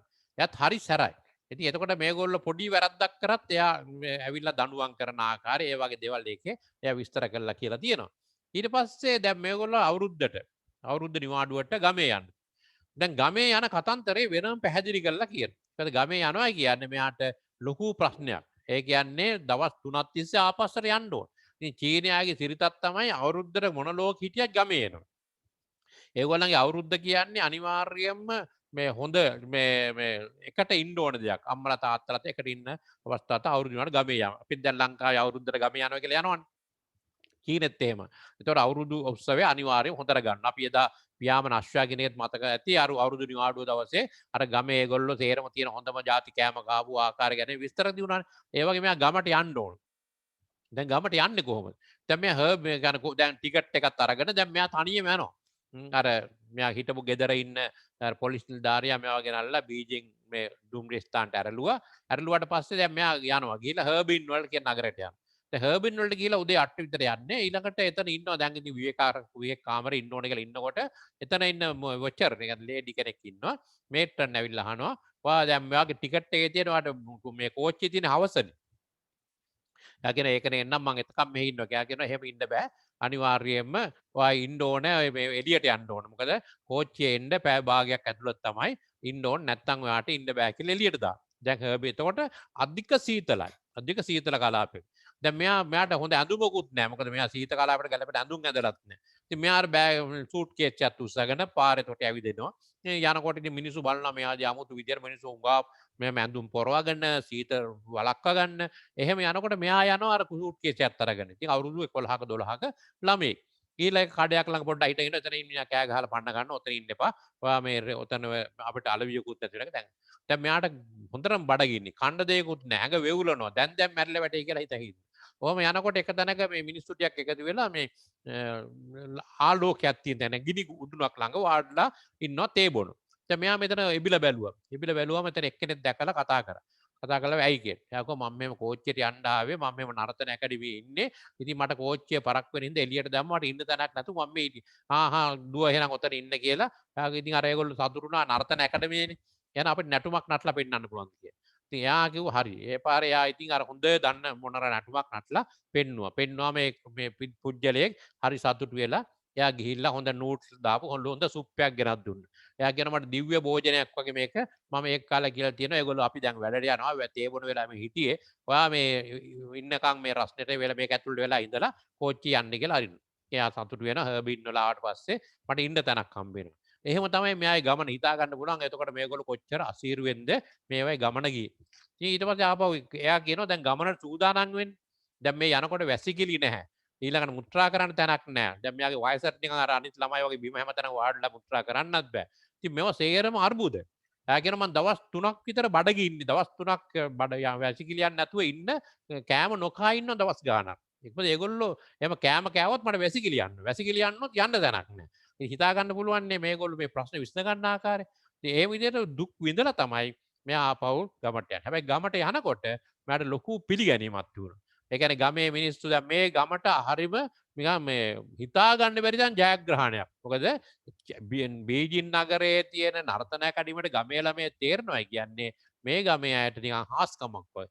ගමේ ප්‍රධානියා මේ ගෙදරට ඇවිල්ලා මෙයා පිළිගැනීමක් කළා. එතකොට ටීවී ඇවිල්ලා මේ ගමට අවුරුද්දක් යනකොට ටීවී ඇවිල්ලා ඒතර වීඩියෝ කරලා ඒත් මේගොල්ලන් ගමට එක ටීවී එකක් තමයි තියුනේ. ඉතින් මෙයා ගිහිල්ලා බලනවා එයා පිළිගන්න ආකාරය.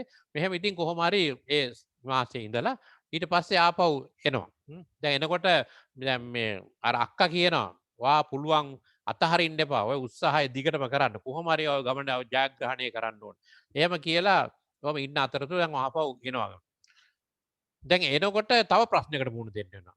දැන් ඇවිල්ලා ඉවරලා එයා ඉන්නකොට මේකේ එයා කල්පනා කරනවා දැන් මොකද්ද කරන්නේ. ඉතින් ඊට පස්සේ අර 100ට එයාගේ ප්ලෑන් එකක් ගහ ගන්නවා. මම වෙනදාට වැඩිය මහන්සි වෙන්නට ඕන. මම කොහොම හරි මොකද මේ වාරේ හොඳට රඟපෑවේ නැත්තම් වාරේ අන්තිමට ශිෂ්‍යත්වය නැති කරනවා කියලා කතාවක් තියුණා. ඉතින් මෙයාටයි තව එක ළමයෙකුටයි එහෙම අවස්ථා දෙකක් මගහැරෙන අවස්ථාත් වගේ තිබුණා. පස්සේ මෙයා කල්පනා කර මොකද්ද කරන්න කියලා ඔහොම ඉන්නකොට එයා ඉන්නවා අර මේ 100 කෙනෙක් ඉන්නවා. එයා තමයි වොචර්. ජෝ කියලා කියන්නේ 100ට කතා කරලා 100 මට පොඩි උදව්වක් කරනවා. මොකද්ද? 100ට පුළුවන් ද උදේ 4ට මාව නැගිට්ටවන්න. එයා කියනවා 4ට ආපෝ ඒව කරන්න බෑ.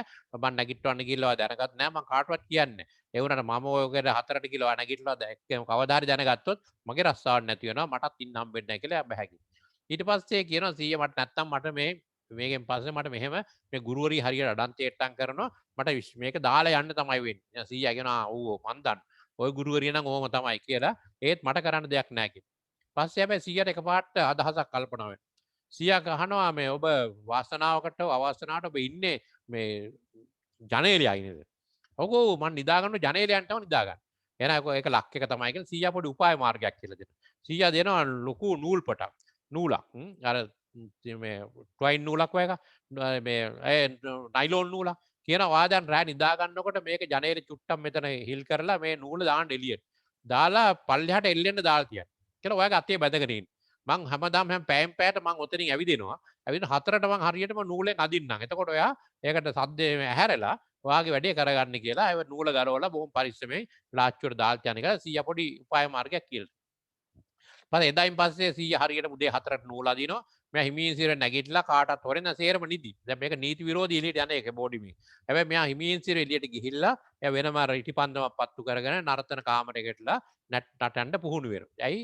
එයාට අර ඉස්කෝලේදී ලැබෙන chance නටන්න හම්බෙන්නේ නැති නිසා. දැන් මෙහෙම ඉන්න අතරතුර දවසක් යනවා කැන්ටිමට. කැන්ටිමට ගියාම මට හම්බ වෙනවා බලල් පැටියෙක්. කවුරුත් පයින් ගහලා එලවන පිරිමින වටේ ගගා එහෙට දාන මෙහෙට තල්ලු කරන වෙනදාගලා මෙයාට දුක හිතෙලා මේ බලල් පැටිය අරගන්න. දැන් මේ බලල් පැටියට යුන්සි කියලා නමක් දාන. යුන්සි කියන්නේ වාසනාව කියන එක. ඉතින් බලල් පැටියට නමක් දාන්න බලල් පැටිය දවසක් තියන් හිටියා සෙනසුරාදා මම යනවා. අර පොලිස් නිලධාරියා ගෙදර දාමලා ගෙදර. එතකොට මේ බලල් පැටිය එහෙ ගිහින් තියන්න කියලා සිකුරාදා හවස දැන් මෙහෙම තියන්නේ. දැන් මෙයාත් එක්ක මෙයාට විරුද්ධ ළමයෙක් හිටියා. ඒ ළමයා මෙයාට විරුද්ධව කියලා කේලමක් කිව්වා. අර කාන්තාවට මෙන්න මෙහෙම දෙයක් වෙලා තියෙනවා. පස්සේ ඇවිල්ලා ෂොන් එයා හරි සැරයි. එයා බලල් පැටි අරගෙන වීසි කරා අතනින් එළියට එතනින් බහලා බල්ලා වැටලා මැරෙන විදියට වීසි කරා. ඉතින් ඊට පස්සේ කිව්වා එන්න. ගිහිල්ලා මේකට විරුද්ධව ඔයාට ලියන්න ඕන. දැන් සාමාන්‍යයෙන් චීනේ අය වැරද්දක් කරාම කියන්නේ පාපොච්චාරණයක් කරන්න. ඒ කියන්නේ මාති මෙහෙම වැරද්දක් වුණා. මේක මේ විප්ලවයට විරුද්ධයි. රටේ නීතියට විරුද්ධයි. ඒකින්ද මම නැවත මේක කරන්නේ නැහැ කියලා තදබල පාපොච්චාරණ ලිපියක් ලියන්න ඕන. කියලා මෙයා දැන් එක්ක ගිහිල්ලා ලිපිය ලියන්න බලක. කියලා එයා කාමරේට දාලා ගියා. ඊට පස්සේ යාට මොකුත් දන්නේ නැහැ. ඊට පස්සේ බලනකොට යාට උදේවල් ටිකක් කළා බලනකොට යා ආවේ ඉස්පිරිතාලෙට. ඒ කියන්නේ යා කොහොම හරි බෙයටම යා ෂොක් වෙලා එයා කලන් දාලා වැටලා. ඉතින් අර යා කාමරේට දාලා ගිහිල්ලා කොහොම හරි අන්තිමට දැනගෙන ඉස්පිරිතාලට ඇවිල්ලා ඉස්පිරිතාලෙදී මෙයාට හොඳ වෙනවා. හොඳ වෙනකොටත් අර පොලිස් නිලධාරීන් තමයි එතන ඉන්නේ. ඊට පස්සේ ඒගොල්ලෝ කිව්වා බය වෙන්න එපා. අපි ආපහු යමු කියලා. මෙයා යන්නේ නැහැ කියලා තදින්ම හිටියා. මං ආනා යන්නේ නැහැ කියලා. ඒවා නෑ නෑ එහෙම එපා. ඉතින් අර ෂුන් කියන යාට කියලා දුන්නානේ. කළ හැකි හොඳම දේ උපරිමයෙන්ම කරන්න. කිසිදාක අතහැර දාන්න එපා කියලා අක්කා එවන වරින් වර පොඩි උපදෙස්. එයා මේක හොඳට හිතර ගත්තා. හිතරගෙන ආපහු ගියා. ගිහිල්ලා එයාට කියලා දුන්නා කොහොමද මේ අර ෂොන්ගෙන් මේ අපි මොකද්ද සමාවිල්ල ගන්න. ඉතින් ගියා ගිහිල්ලා කියලා සමාවිල්ලා ගන්න පස්සේ එයාත් කියලා මාදින පොඩි වැරද්දක් වුණා සමාව වෙන කියලා. දැන් කොහොම හරි ඒක බේරගත්තා. බේරගෙන ඉතින් එදත් දැන් දවස් දෙකකට පස්සේ ආපහු රාත්‍රී කාලේ පුහුණු වෙනකොට ආපහු ආවා අර ප්‍රධානිය. ඊට අතටම අහු වුණා රෑ මෙයා පුහුණු වෙනවා. එතකොට ඒක ඊට වැඩිය නීති විරෝධී. ඒ නීති විරෝධී හින්දා එයා කිව්වා වාට නම් දඬුවම් කරන්න වෙනවා. පස්සේ කෝකටත් කියලා එයා කිව්වා මම ඇයි ඉතින් එතකොට මෙයා කතන්දරේ කිව්වා. ඔයා කියන ඔයාට ගුරුවරු උදව් කරනවා මෙච්චර අපි ඉන්නවා ඕන්ලගේ පිටිපස්සෙන් ඇවිල්ලා මේ නීති විරෝධී වැඩ කරන්නේ. එයා කිව්වා මට ගුරුවරිය උදව් කරන්න නෑ නෙවෙයි මම එළියට දාලා තියෙන හැමදාම. එක දවසක්වත් මට ඉගැන්නුවේ නෑ. මොකද ඒක අර ඒක තියෙනවා ඒක මාઓගේ කාලේ සංස්කෘතික අරගලය කියලා සිදුවීමක් වුණා. එතකොට ගමේ හිටපු නගරේ හිටපු උගත් අය ගම් වලට ඇරියා ගම්වලදී මේ නැවත ඉගෙන ගන්න කියලා ගෝවි ගම්මාන නවත්තන. ඉතින් මේකේ විශාල තද පීඩනයකට පත් වුණා මේ හිටපු උගත් අය. මේ ගුරුවරියත් ඒ જાතියෙක් කෙනෙක්. ඉතින් මේ ගුරුවරියට අර එදා ඇති වෙච්ච පීඩාව තමයි මේ ශුංගමී පිටින් අරින්නේ. ඒත් ශුංගමී වැරද්දක් නෙවෙයි. අර ගමේ පුහුලක් කියලා කිව්වෙත් ඒගොල්ලෝ ඒක තමයි. මොකද ගමේ අයට පේන්න බෑ නගරය අය දැන්. නගරේ අය අර ගමේ අයට හිංසා කරන්න පුළුවන් කොහොමද හිංසා කරන්නේ. ඒ පාර මේක අධ්‍යක්ෂට තේල්ලා එයා ගියා යන්න. අපි පස්සේ දවල්ට මං ඕන නඩු විසඳන්නම් කියලා. හැබැයි ගිහිල්ලා එදා අවශ්‍ය නර්තනය කරන වෙලාවේ ඒගොල්ලන්ගේ තියෙන යුග නැටු යුග නැටුම් වලට පුහුණුවක් දෙනකොට එක එක්කෙන පිරිමි ළමයා ගෑනු ළමයා පිරිමි ළමයා ගෑනු ළමයා තමයි දාන්නේ. ඒතර මෙයාට දාලා හිටියේ ඒ අධ්‍යක්ෂකමන්. ඒ සමනල ආදරවන්තයෝ කියලා නර්තනයක් තියෙනවා. ඒක තමයි දාලා දුන්න පුහුණුවට. ඉතින් සමනල ආදරවන්තයෝ කියන්නේ අසීරු නර්තනයක්. ඒක කරන්න දාලා තියෙන්නේ ලොක්කමයි. ඉතින් එතකොට අනිත් අය පුදුම වෙලා බලනවා කවුද මේ කවදාවත් ඇයි මේ ප්‍රධානියක් මෙයාට chance එක දුන්නේ. පස්සේ අනිත් අය සේරම තම තමයි කාමර වලට යනවා. ඒ යන අතරතුර මෙයාව මේ අරයා එනවා ලොක්කා ප්‍රධානියා උප ප්‍රධාන. එයා කියලා කියනවා එන්න මාත් එක්ක යන් මට ඔයත් එක්ක නටන්න වෙලාවක් නැහැ කියලා එයා වෙන ගුරුවරියෙකුට බාර දෙනවා. වෙන ගුරුවරියෙක් බාර දුන්නාම ඒ ගුරුවරට කියනවා මෙයාට පුහුණු මං වෙනුවෙන් මෙයාට පුහුණුවක් දෙන්න. අර එයා කියනවා මට බාර ගන්න බෑ කියලා. එයා කියනවා නෑ නෑ මං වෙනුවෙන් පුහුණුවක් කරන්න. ඊට පස්සේ මෙයාව දෙවෙනි වසරේ ගුරුවරියට බාර දෙනවා මේ පළවෙනි වසරේ ළමයාව. පස්සේ දෙවෙනි වසරේ ගුරුවරිය කියනවා මට වෙලාවක් නෑ ඔයා පිටිපස්සෙන් බලන් ඉඳලා මේ මං පුළුවන් උදව්වක් කරන්නම් කියලා බාර ගන්නවා. ඊට පස්සේ මෙයා අර ළමයි නර්තන කරන විතර යනකොට උගන්වන හිටිමේ දුන්නු ආන් කියන නැටුම. දුන්නු ආන් කියන නැටුම විශේෂ නැටුමක් චීනේ තියෙන මේ පියාමන අප්සරා කියන නම ආවේ ඒකෙන්. පියාමන අප්සරා කියන්නේ ෆ්ලයිං අප්සරා කියන. ෆ්ලයිං අප්සරා කියන්නේ දිව්‍යාංගනා. චීනේ හාමුදුරුවරු මේ තමන්ගේ ඇහින් දැකපු දිව්‍යාංගනාන්ගේ රූප ගල් ගුහාවල ඇඳලා තියෙනවා. අපේ ඔය සීගිරි ලලනාවන්ගේ රූප ඇඳලා තියෙනවා වගේ චීන හාමුදුරුවරු මේ දිව්‍යාංගනාන්ගේ රූප ඇඳලා තියෙනවා ගල් ගුහාවල. ඒක එක එක චීන ඒ අප්සරාවියක් තමයි මේ ෆ්ලයිං අප්සරා කියන්නේ. එයා තමයි බුදුහාඳුරන්ගේ පණිවිඩේ ප්‍රඥාව සහ කරුණාව අනිකුත් දෙවියන් අතර පතුරුවා හැරපු කාන්තාව කියලා පිළිගැනීමක් තියෙනවා. දිව්‍යාංගනාව. ඒතර ඒ දිව්‍යාංගනාවගේ යනකොට මෙහෙම දිග සලුපටකත් එක්ක තමයි ඇදිලා යන්නේ. ඒක ඒ දෙවියෝ යනකොට මේ යනකොට පිටිපස්සෙන් අර රූ රැසේ වන්දිනා ලෙස කියනවා වගේ තමයි. දිග සලුපටක් තියෙනවා. දැන් ඒක තමයි නර්තනෙ. ඒ නර්තනෙ තමයි පුහුණු කර හිටියේ. පස්සේ ඒක තමයි මෙයා විස්තරය කියලා කියනවා මේ අපි මේ නර්තනයේ පුහුණු වෙන්නේ ඔයත් අපිත් එක්ක බලමු මේ වැඩේ කරන්න පුළුවන්. මුල් දවසේ අසාර්ථක වෙනවා. ඒකට බය වෙන්න එපා. මේක දවසෙන් කරන්න පුළුවන් මේක ආස්කම. ඒ වුණාට ඔබ මේ පුරුදු වෙන්න. ඒතර මේකට කියන්නේ පීත්තපට රැඟුම කියලා. බලන්න අඩි 35ක පීත්තපට දෙයක් කරන් තමයි මේ නර්තනය කරන්නේ. අත් දෙකටත් 35. එයා කියනවා මේ අර ගුරුවරිය අලුත් එක්කලා කියනවා. ආපහු උත්සාහ ගන්න. පීත්තපටි ඉහළට නගින බව සිතන්න. ඒ ඔබගේ හිස වටා භ්‍රමණය වන බව හිතන්න.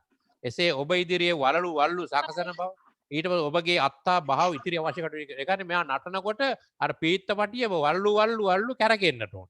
ඉතින් ඒක ලේසි වැඩක් නෙවෙයි අඩි 35ක් දිගයි දෙපැත්තට. ඒතර අඩි 70 මේ පැත්ත 35යි මේ පැත්ත 35යි. එහෙම පීත්තපටි දෙකක් තමයි මේගොල්ලෝ අරන් නටන්නේ. එතකොට එයා කියනවා ගුරුවරිය කියනවා මගේ ආදරණීය දරුවා ඔබ ඔබගේ චිත්ත සිතුවම හරියට සකසා ගන්නේ නම් ඔබට ඕනම දෙයක් කළ හැකි බව මට විශ්වාසයි. පෙන් ගුරුතුමිය කිව්වා. මේ පෙන් කියන ගුරුතුමිය තමයි කිව්වේ ආට ජයග්‍රහණය කරන්න පුළුවන් බය වෙන්නේ නැතුව පුහුණු වෙන්න. දැන් මෙන්න මේකෙන් තමයි මෙයා ජයග්‍රහණය කරේ. අවසානයේ මේක මේ රිබන් ඩාන්ස් කියලා කියන්නේ පීත් වැට්ටගුවා පියාඹන අප්සරගෙන් නම වැටුනෙත් ඒකයි. දැන් ඔන්න ওই විදිහට තමයි මෙයා ජයග්‍රහණය කරේ. අවසාන උත්සවයේදී මෙයා තමයි හොඳම රංගපෑම කරපු නිසා ප්‍රගතිය සඳහා ලබන සම්මානය හම්බුනේ පළවෙනි වසරේ අවසානයේ මේ ශුංගමීට. මේ විදිහට අවුරුදු 7ක් අවසානයේ ගෝල්ඩ් මෙඩල් එක ලබා ගත්තේ එයා ආයතනයේ ශුංගමී. ඒතකොට ශුංගමී කතාව තමයි ඔක සම්පූර්ණයෙන් තියෙන්නේ. දැන් මේ බලන්න මේ පොඩි කියවලා බලමු මේ ටික. මේ පොතේ අන්තර්ගත කොටසක්. මම ඒක ඔබට කියවන්න අමාරු මම කියවන්නම්. ඔබලාගේ හිස ඉහළට තියාගෙන ඉන්නේ මොනරු වගේ සුකුමල් හා මනෝග ලෙස නොවේ. උදෑසන හඬන කුකුලන් වගේ හරිම දරන අන්දමට ජූ ගුරුතුමිය කෑ ගෑ. මේ ජූ ගුරුතුමිය තමයි අර හිංසා කරන ගුරුතුමිය. එයා හැම වෙලේම කාටවත් බැන බැන තමයි උගන්වන්නේ. දැන් මෙතන ළමයි සේට්ටම් බයින්. ඔබලාගේ හිස ඉහළට තියාගෙන ඉන්නේ මොනරුන් වගේ. සුකුමල් හා මනෝග ලෙස නොවේ. එතකොට නර්තන කාන්තාව ඉන්නවනේ සුකුමල් සහ මනෝග ලෙස. උදෑසන හඬන කුකුලන් වගේ හරිම දරදඬු අන්දමට. ගුරුතුමිය කෑ ගෑවා. ශුංගමී ඇය එක්වරම කතා කළා. එහෙමයි ගුරුතුමියනි. ඔබ ගොවිදැරියන්ගේ කුකුලෙක් වගේ හිටගන්න. මට තේරුනේ නෑ ගුරුතුමියනි. දැන් මට කියන ගොවිදැරියක්ගේ කුකුලෙක් වගේ හිටගන්න. උදෑසන කුකුලොක් කරන්නේ කුමක්ද? ඉස්සරහට ගිහිල්ලා ඉරියව්ව කරපෙන්නන්න. ශුංගමී කිසිවක් කළේ නැත. ඔබ දන්නේ නැද්ද කුකුලොක් උදෑසන කරන්නේ කුමක්ද කියලා? ඔබ අදහස් කරන ඔබ ගොවිදැරියෙක් නොවේ කියලාද? මම දන්නවා ශුංගමී කිව්වා. බෝච්වාන් ලිං වලට උදෑසන ආරම්භ වනේට කුකුලන් හල්ලන හඬ ශුංගමීට නොඇසුරේ නම් ඒ ඉතා කලාතුරකින් දිනෙක විය යුතුයි. එහෙනම් ඒක කරන්න ඌ කොහොමද උගේ ඔළුව තියාගෙන ජූ ගුරුතුමිය ඇසුවාය. මේ විදියට ශුංගමී හරි නිශ්චිතවක් නොමැතිව කිව්වාය. ඇය තම බෙල්ල ඉදිරියට දික් කර තම නිකට ඉහළට සොවා දැක්ුවේ. ඌ මොන වගේ හඬක්ද නගන්නේ? කුක්කු කූ කූ ශුංගමී ශබ්ද කළාය. බලන්න දරුවනේ ගොවි දරුවෙකු වීමෙන් යම් යම් වාසි තිබෙනවා. හැමදේනම ශුංගමී දෙස බලන්න. ඔබට කුකුලෙකු වගේ වෙන්න අවශ්‍ය නම් ඔබට ඇයව අනුකරණය කරන්න පුළුවන්. ඔබට නැටුම් ශිල්පිනියක් වීමට අවශ්‍ය නම් මම ඔබට කියන අන්දමට නටන්න වෙනවා. දැන් බලන්න මේ ගුරුතුමිය මේ අවස්ථාවෙත් මේ ශුංගමීව අවඥාවට ලක් කරපු ආකාරය. කුකුලෙක් වගේ වෙනවා නම් මෙයා වගේ නටන්න කිව්වා. දැන් මේ තමයි මුල් අවුරුද්දේ වෙච්ච දේ. දෙවෙනි අවුරුද්ද වෙනකොට මොකද උනේ? දැන් දෙවෙනි අවුරුද්ද වෙනකොට මෙයා නැටුවට පස්සේ අර ඔබ හරියට හංසයක් වගේ කියලා ආපු නර්තයේ විශිෂ්ටම මේ විනිශ්චයකාරය යාට කියනවා ඔබ හරියට හංසයක් වගේ නැටුවා කියලා. අර එයාගේ කුකුලෙක් වගේ කියලා. මෙයා කියන හංසයක් වගේ. එතකොට මේ ෂියෝලින් කියන එක්කෙනා මෙයාට උදව් කරනවා. එයාගේ නම පුංචි ඕකිඩ් මල. දැන් මෙයා ඇවිල්ලා මෙයාව කරේ අද්දාලා සතුට ප්‍රකාශ කරනවා. භක්තිමත් මිදිගෙඩිය කියන්නේ ලී ෂුන්ගමේගේ නම. ඒතර මේ දෙන්න හරිම සත් යාළුවෝ දෙන්නේ. එයා කියන අන්තිමට මේ මට එක යාළුවෙක් හිටියා. ඒ යාළුවා නොවෙනවා නම් මං සමහරට මේක හැර ගිහිලා කීප අවස්ථාවක. කියලා එයාගේ අන්තිම කතාවෙත් මෙයා කියනවා. මේක තමයි අය කතාව. දැන් අපි අවසානයේ බලමු. පසුවදනේ තියෙනවා මෙයා 978 තමයි මේ ආයතනයට ඇතුළත් වෙන්නේ. 84 දී උපාධි උත්සවයේ තියෙනවා. අවුරුදු 18 දී රම්පදක්කම් සාමාර්ථයක් ලබා ගන්න.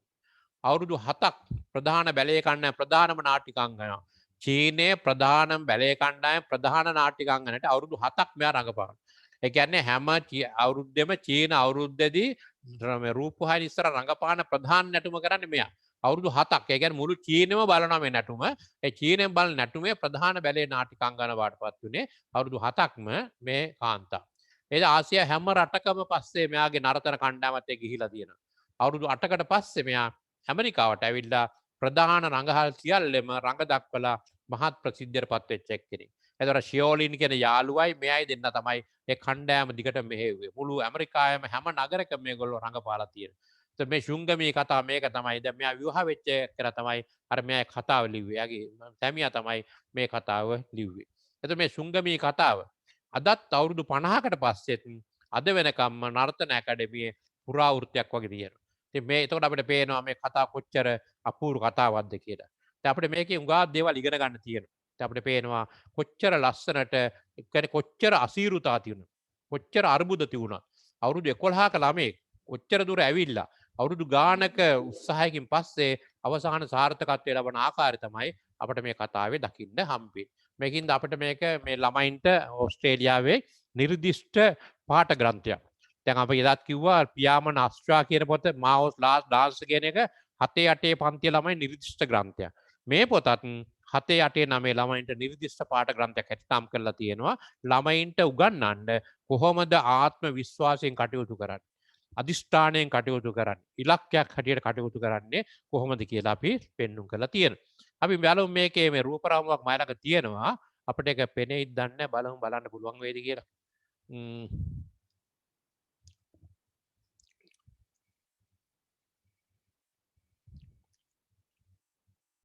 මේ තමයි ශුන්ගේ වෙනටුම.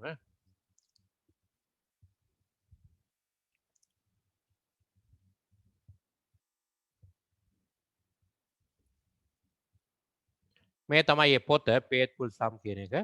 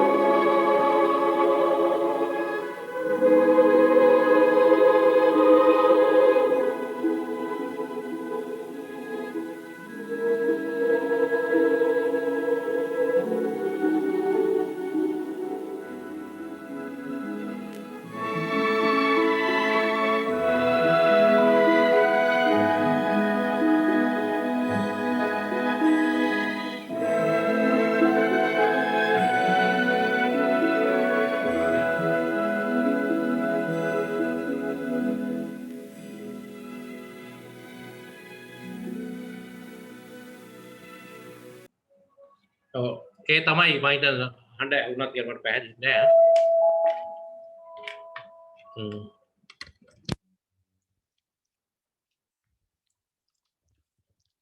ඒ තමයි මේ නර්තනය. දැන් මේක සමහරලාට ඔබට හොඳට ඇහෙන්නේ නැති වෙන්න ඇති. සමහරලාට ඔබට අන්තර්ජාලයට ඉන්ටර්නෙට් එකට ගියොත් එහෙම වෙබ්සයිට් එකේ තියෙනවා මේ මාත් ඒකෙන් තමයි කොපි කරගත්තේ. ඔබට ගෙදර ඉඳන් ඒක බලන්න පුළුවන් මේවා කරලා මේ නර්තනේ ලස්සන තියෙන හැටි. දැන් ඒ කියන්නේ අපිට පේනවා මේ කාන්තා කොච්චර අපූර්ව නර්තනයක් ඉදිරිපත් කරා. මේක ලේසි නර්තනයක් නෙවෙයි. මේක පුහුණු වෙන හුඟක් අමාරුයි. එතකොට මේ පුහුණු වෙලා අවසානයේ ලෝක පූජිත චරිතයක් බවට පත් වෙච්ච ආකාරය තමයි මේකේ තියෙන්නේ. එතකොට අපි බලමු මේ අපි මේකත් බලලා ඉමු. මේ රූප රාමුවත්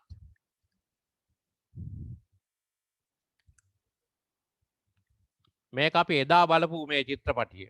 මේ නාට්‍ය පොත.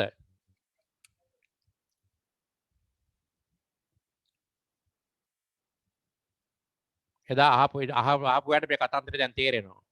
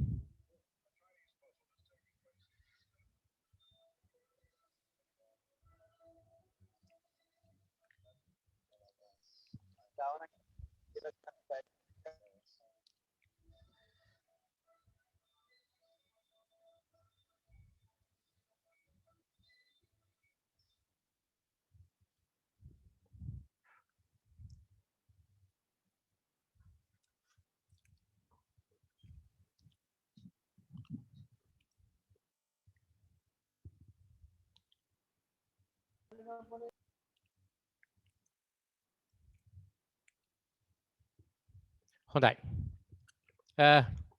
මම හිතන්නේ දැන් පොත් දෙකේම තියෙන කතන්තර දෙක තමයි ඔබට දකින්න හම්බුනේ. මම හිතන්නේ මේක සාමාන්‍ය සමහරට රූපරාම හොඳට පැහැදිලි නැති වෙන්න පුළුවන්. ඒ වුණත් ඔබට අදහස ගන්න පුළුවන්. දැන් මේකෙන් පේනවා මේ කොච්චර දුරට මේ චීනේ ළමයි මේ මහන්සියලා ඉගෙන ගන්නවද. ඒ ඉගෙනගෙන ඉවරලා කොච්චර ඉහළ තනතුරු වලට යනවද. දැන් අපි මේක කියවලා නවකතාවක් හැටියට විතරක් නෙවෙයි. මේකේ තියෙන පණිවිඩය අපි ගන්නට ඕන. දැන් මේකේ තියෙනවා මූලික පණිවිඩ කීපයක්. මම විනාඩි තව 5ක් විතර විස්තර කරලා ඉවරලා අපි සාකච්ඡාවකට යමු. ඔබ හැම දිනාටම ප්‍රශ්න වලට උත්තර සාකච්ඡා කරන්න වෙලාව ගන්නවා. ඒ අතරතුර අපි ලබන සුමානය කර දැන් සමහර ළමයි මෙතන දැන් ටිකක් හැලෙන්න වගේ අපි ඒකද ලබන සුමානය කරන පොත ගැනත් මම දැන් කල්ලාතුව කියන්න. ඒකත් අපි ඉවර කරලම සාකච්ඡාවට යමු. අපි ලබන සුමානේ කරන්න බලාපොරොත්තු වෙන්නේ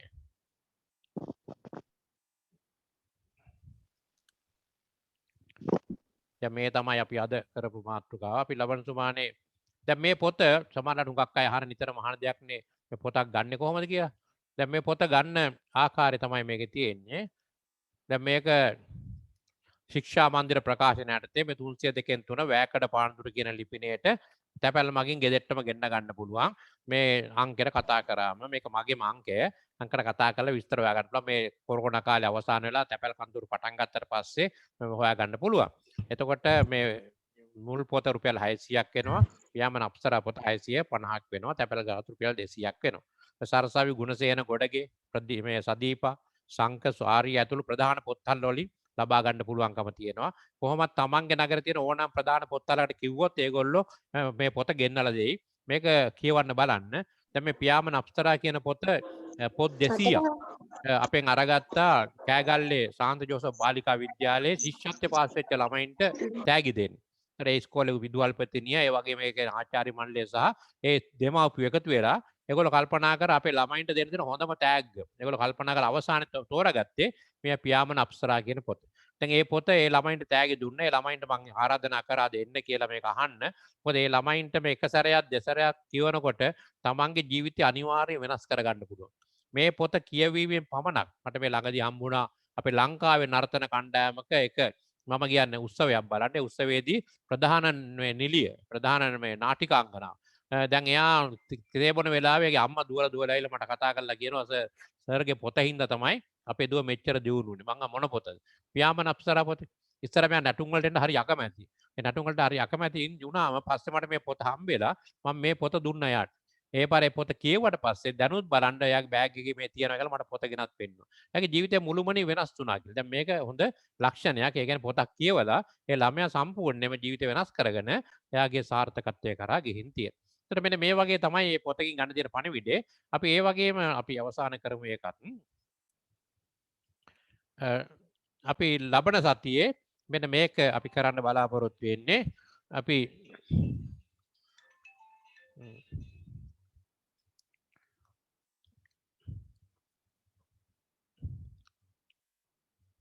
ලබන සතියේ නැවත අපි ඔබට දැනුම් දෙන්නේ නැහැ. මේ පොතේ නම Life After Death කියන පොත අපි කරන්න ලබන සුමානේ මරණය සහ මරණය පිළිබඳ විද්‍යාව. ඒක තමයි 20 වෙනිදා අපි කරන්නේ. මේ මරණය පිළිබඳව අපිට හුඟක් දේවල් ඉගෙන ගන්න පුළුවන් හොඳ රසවත් පොතක්. ඒ කියන්නේ මැරෙන්න ඉස්සෙල්ලා අනිවාර්යයෙන්ම හැමදේම කියවන්න ඕන පොතක්. ඒත් මේකේ මීටින් ID එක දැන් ලියා ගන්න නැවත අපිට නොලැබෙන්න පුළුවන්. අට්පල් කියන්නම් පෑනක් කොලයක් අතේ ඇති. ඔබ ලියා ගන්න අංකය මේකේ පේනවා ඔබට බලන්නත් පුළුවන්.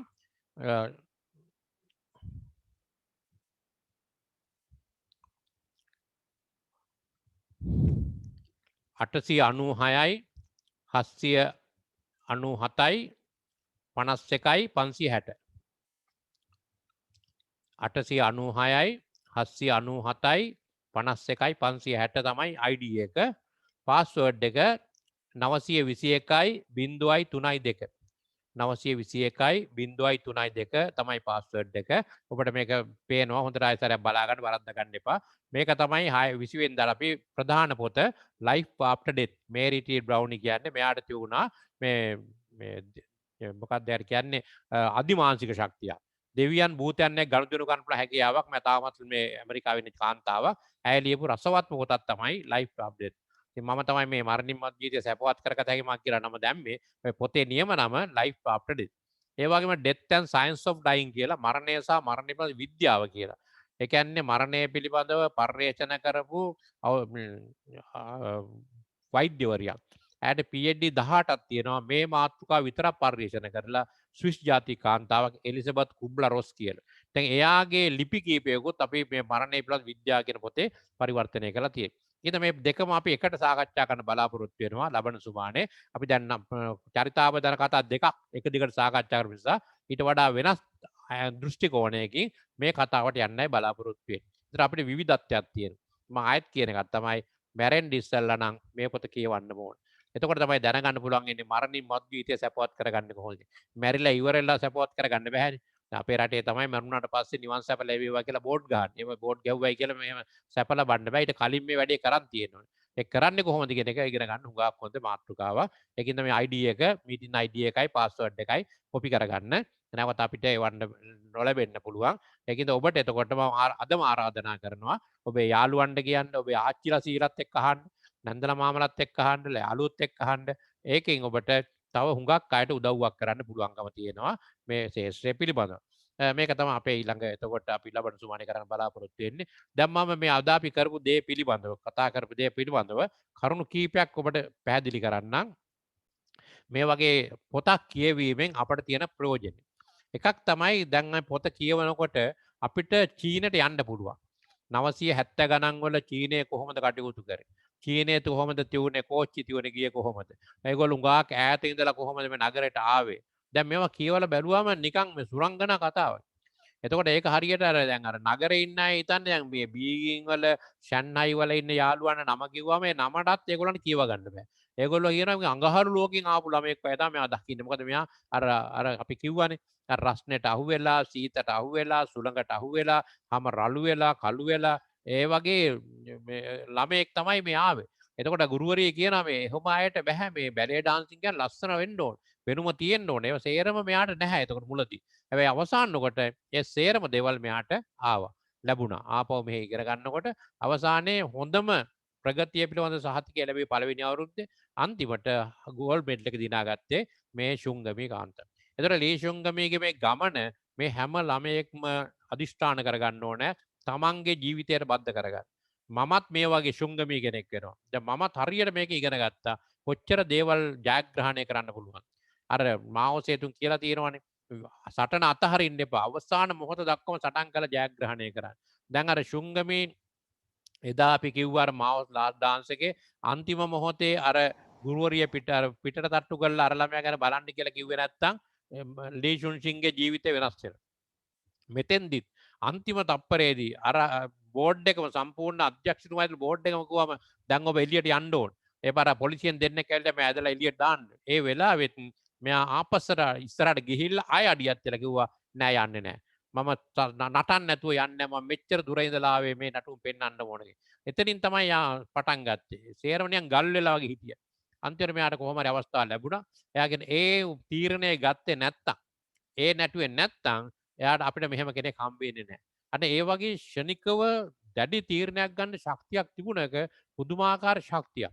ඒකින්ද අර මොකද එයාගේ හදවතේ තිබුණ දැඩි ඉලක්කයක් කවදා හරි මම මේ නර්තනයකට එන්න ඕන. ඒක අවුරුදු 11 දී අනිත්‍ය සේර මුළු ගමම විරුද්ධ වෙච්ච තමයි මේ ආවේ. ආහාර වර්ජනයක් කරලා අම්මත් එක්ක තාත්තත් එක්ක රණ්ඩු කරගෙන ආච්චිගේ උදව්වෙන් මේ මුදලක් හොයාගෙන එයා කිව්වා මට ආපස්සට යන්න බෑ. මං කෙරේ විශාල බලාපොරොත්තුවක් තියලා තියෙනවා. ඒකද මම දැන් මේ මිනිස්සුන්ගේ මේ ආසාව ඉෂ්ට කරන්න ඕන. කියලා අන්තිමට කොහොම හරි එයා ජයග්‍රහණය කරා. අර ගුහන්සිලා කියන අර පන්දම්කාරයන්ගේ උදව් ලබාගත්තු ණය නැතුව නියමම නර්තන ශිල්පීන් තෝරගත්තු බවත් අපිට එකෙන් පේනවා. මිනිස්සු වෙයි කට කතාවට කියනවා. ඔබ ඒ කියන්නේ ඉස්සලා කිව්වා වැඩක් නෑ මේකට ගියාට මේ වල තෝරගෙනත් ඉවරයි කියලා ඔය කිව්වේ. හැබැයි ඒ වුණාට මේ අන්තිම මොහොතේ නගම ඉතින් සමහරවල් එක දවසක් එයා කියනවා දෙවෙනි සැරේ එනකොට එයාලා හොඳටම තෙහෙට්ටුයි. එයා මේ කෝච්චියේ සීට් එක යට නිදාගත්තා.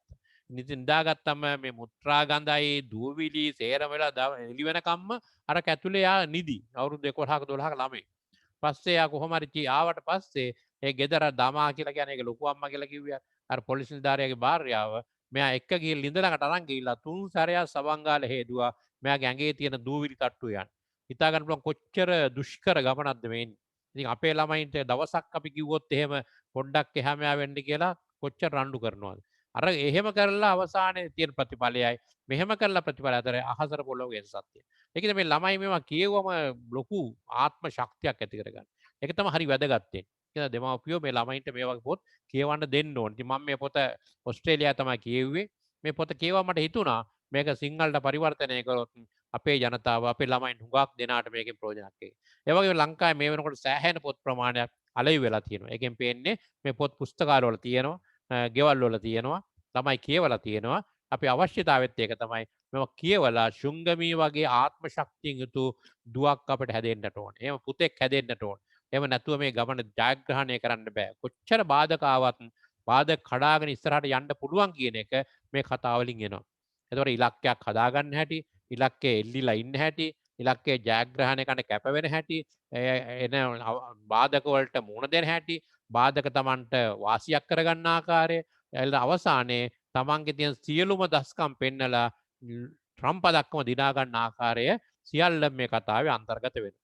දැන් ඔබට පුළුවන් අපිට සාකච්ඡාවකට යන්න. ඉතින් මම ඊටාම සතුටු වෙනවා ඔබ හැමදෙනා මේ වෙනකම්ම මේ කතාව අහගෙන හිටපු එක ගැන, ඒ වගේම මේකට උනන්දුවක් දක්වපු එක ගැන, ඒ වගේම බලාපොරොත්තු වෙනවා ලබන සුමානෙත් මීටත් වඩා රසවත්, ඒ වගේම ජීවිතේ උඟා ප්‍රයෝජනවත් වෙන කතාවක් ඔබට අපිට පොතත් එක්ක සාකච්ඡා කරන්න පුළුවන්කම තියෙයි. අපි හැම ඉරිදම බලාපොරොත්තු වෙනවා 5 ඉඳලා 6:30 විතරක වෙලාවක් වෙනකන් මේ වගේ සාකච්ඡා මාලාවක් පවත්වන්න. ඉතින් ඔබේ යාළුවන්ට දෙන්න පුළුවන් ටැග්ගක් මේක. ඔවුන්ට කියන්න ඒකට ලොග් වෙන්න කියලා, බලන්න කියලා. ලංකාවේ වෙන්න පුළුවන්, පිටරට වෙන්න පුළුවන්, කොහේ හිටියත් කමක් නැහැ. අපි ඒකයි කල්ැතුවම ඔබට පාස්වර්ඩ් එකයි ID එකයි දුන්නේ. එතකොට ඔබේ යාළුවන්ට අද ඉඳලම දැනුවත් කරලා තියන්න පුළුවන්කම තියෙනවා. ඉතින් බොහොම සන්තෝෂයි, බොහොම ස්තුතියි ඔබ හැමදෙනාටම පැමිණීම ගැන. දැන් අපි සාකච්ඡාවකට යමු. මොන හරි අහන්න තියෙනවා නම් අහන්න. දැන් ඔබට අන්මියුට් කරලා ඔබට පුළුවන් මේ තමන්ගේ ප්‍රශ්න අහන්න.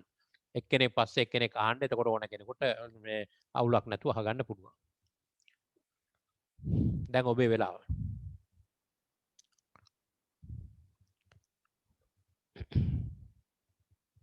සර් බොහොම ස්තුතියි. ඔබට ගොඩක් පිං.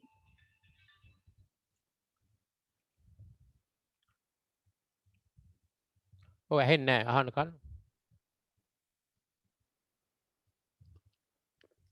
කතා කරන්න පුළුවන් ඕන කෙනෙකුට.